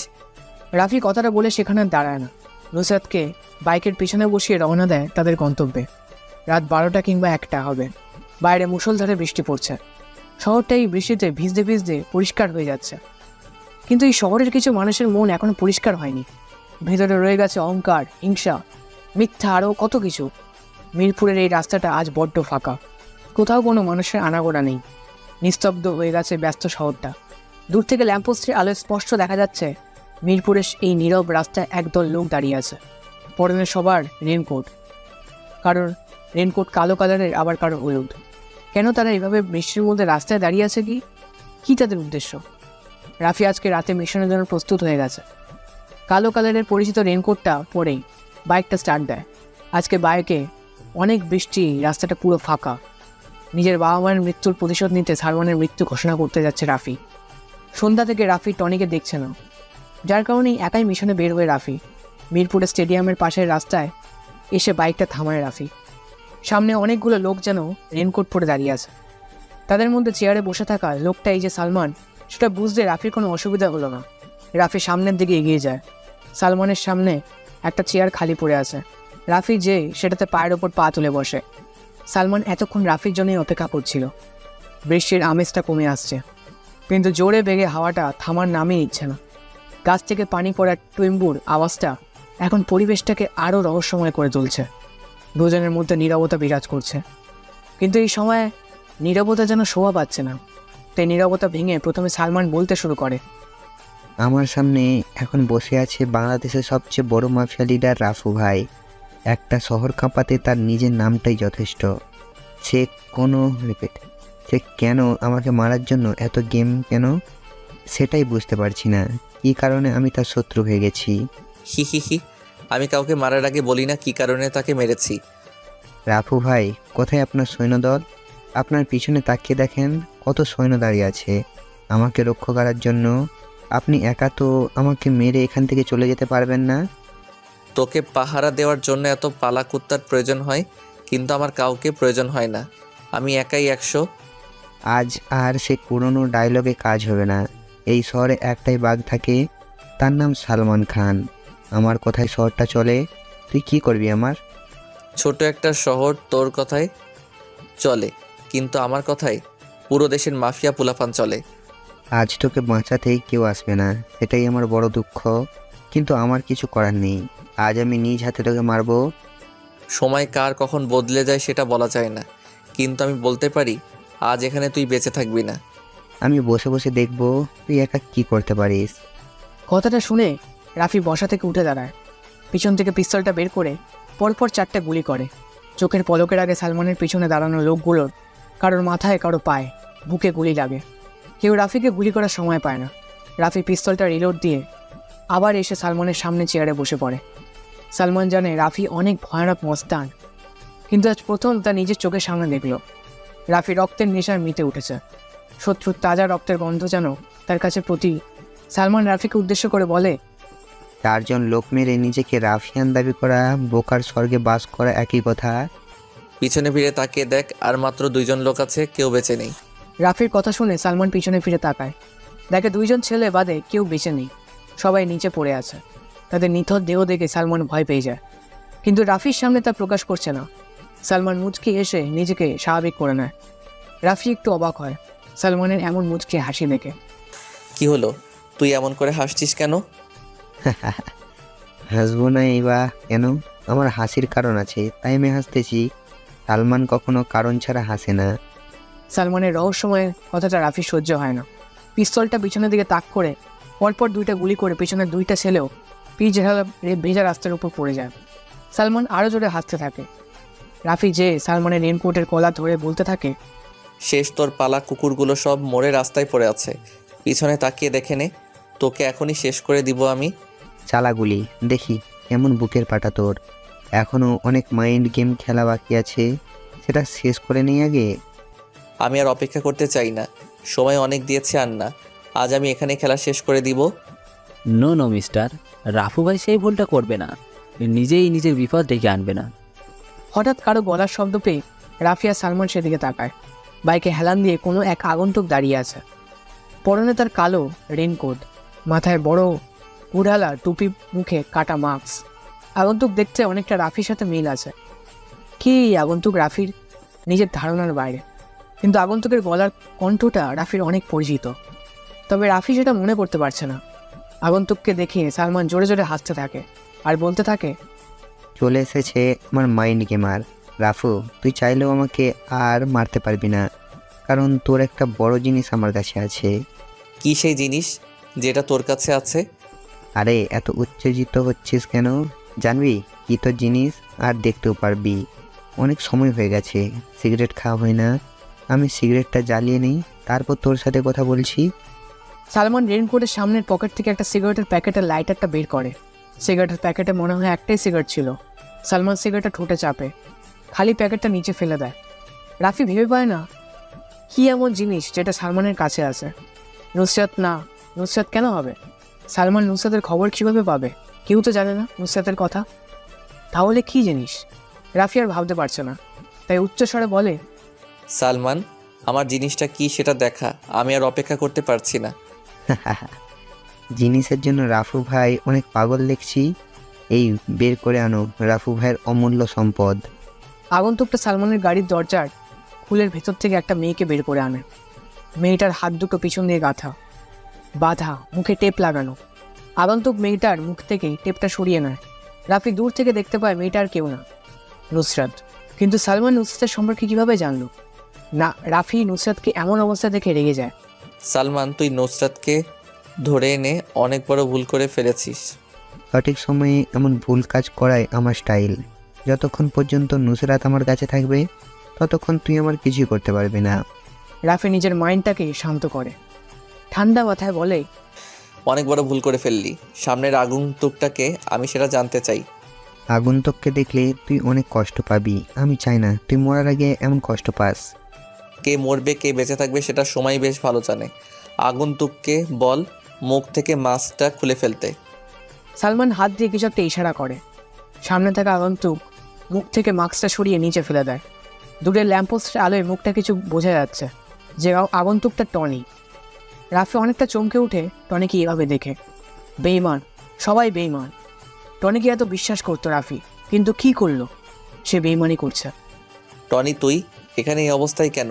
ভাই টাকা টাকা সব তার খেলা। সালমান ভাই আমাকে 10 কোটি টাকার অফার করে তোমার সাথে বেইমানি করার জন্য, আমিও তাই করি। তোর টাকার প্রয়োজন আমি দিতাম তোকে টাকা এর থেকেও বেশি, কিন্তু তুই সেটা না করে আমার থেকে বেইমানি করলি। কিছু করার নেই রাফু, টাকার জন্য সবাই সব কিছু করতে প্রস্তুত আছে। রাফি আর সহ্য করতে পারে না। খেলাটা এখানেই শেষ করা দরকার। রাফির কোমরের কভার পয়েন্ট থেকে ছোট্ট একটা পিস্তল বের করে চোখের পলকের আগে 2টা গুলি করে একটা মেয়ে টনির কপাল ভেদ করে বাইরে চলে যায়। টনি নিস্তেজ হয়ে নিচে পড়ে যায়। আরেকটা বুলেট যে সালমানের বাহুতে লাগে। ব্যথায় কুকড়ে ওঠে সালমান। নুসরাত ভয় কাঁপছে। রাফি সালমানের দিকে এগিয়ে যায়। পিস্তলটা রিলোড নিয়ে নেয় রাফি। সালমান ভয় পেয়ে যায়। রাফিকে দেখে সে ভয় পিছোতে থাকে। রাফি সালমানকে থামানোর জন্য আরেকটা গুলি করে তার পায়ে। সালমান ভয় কাতর চেহারা দিয়ে কাঁপা কাঁপা গলায় বলে, রাফু ভাই আমাকে ছেড়ে দেন। আমি আপনার কি এমন ক্ষতি করেছি যার কারণে আমাকে এইভাবে শাস্তি দিচ্ছেন? মনে করে দেখ, আজ থেকে প্রায় 10 বছর আগে ঢাকার সবচেয়ে ধনী বিজনেসম্যান আশরাফ চৌধুরী আর তার স্ত্রীকে কোনো এক আধার রাতে খুন করে চলে গিয়েছিলি তুই। মনে আছে সেই কথা? না ভাই, আমি তো তেমন কোনো খুন করিনি। মিথ্যা কথা আমার একটু সহ্য হয় না। তুই সত্যি কথা বল, বেঁচে যাবি। হ্যাঁ হ্যাঁ ভাই, আমি নিজেই খুন করেছি। কিন্তু সেই 10 বছর আগের ঘটনার সাথে আপনার কি সম্পর্ক? সম্পর্কটা খুব গভীর। সে আশরাফ চৌধুরীর ছেলে আমি। দেখ, ভালো করে দেখ আমাকে চিনতে পেরেছিস কিনা। রাফি মুখ থেকে মাস্কটা খুলে ফেলে দেয়। সালমান এবার মুখ ফুটে বলে ওঠে, রাফি তুমি? কিন্তু এটা কি করে সম্ভব? রাফি আর কোনো প্রশ্নের জবাব দিতে চায় না। পিস্তলটা সালমানের দিকে তাক করে ট্রিগারে জোরে একটা চাপ দেয়। গরম বুলেটটা যে সালমানের মাথায় লাগে। মাথা থেকে তাজা রক্ত বের হয়ে পিচ ঢালা ভেজা কালো রাস্তায় পড়েছে। নুসরাত দৌড়ে এসে রাফিকে জড়িয়ে ধরে। রাফি বুঝতে পারছে নুসরাত অনেক ভয় পেয়ে আছে, তাকে শান্ত করতে হবে। তাই রাফি বলে, নুসরাত, এই নুসরাত তাকাও আমার দিকে। একজন রাফিয়ানের হবু বউ হয়ে এভাবে ভয় পেলে চলবে? নুসরাত মাথাটা উঁচু করে রাফির দিকে তাকিয়ে বলে, রাফি, তুমি এই মাস্তানি ছেড়ে দাও। তোমাকে নিয়ে আমার অনেক ভয় হয়। যদি তোমাকে হারিয়ে ফেলি তাহলে আমার কি হবে? ছেড়ে দিব সব মাস্তানি, কথা দিলাম। আমাকে নিয়ে ভয় পাওয়ার কিছু নেই। আমি সারা জীবন তোমারই থাকবো। কিছুদিন পর তোমাকে সারা জীবনের জন্য পেতে তোমার বাসায় যাব। সারা জীবনের জন্য পেতে মানে? বুঝতে পারছি না আমি। তোমার আর কিছু বোঝা লাগবে না। আমার আর তোমার বিয়ে নিয়ে কথা বলতে যাব তোমার বাসায়। রাফির মুখ থেকে এমন কথা শুনে নুসরাত লজ্জিত হয়ে যায়। রাফি নিজের রেনকোটটা খুলে ফেলে দেয় রাস্তার মাঝে। রেনকোটের নিচে থাকা শার্টের কলারে নুসরাত 2 হাত দিয়ে জাপটে ধরে। রাফিও নিজের প্রেয়সীকে আগলে নেয় নিজের বাহু ঘরে।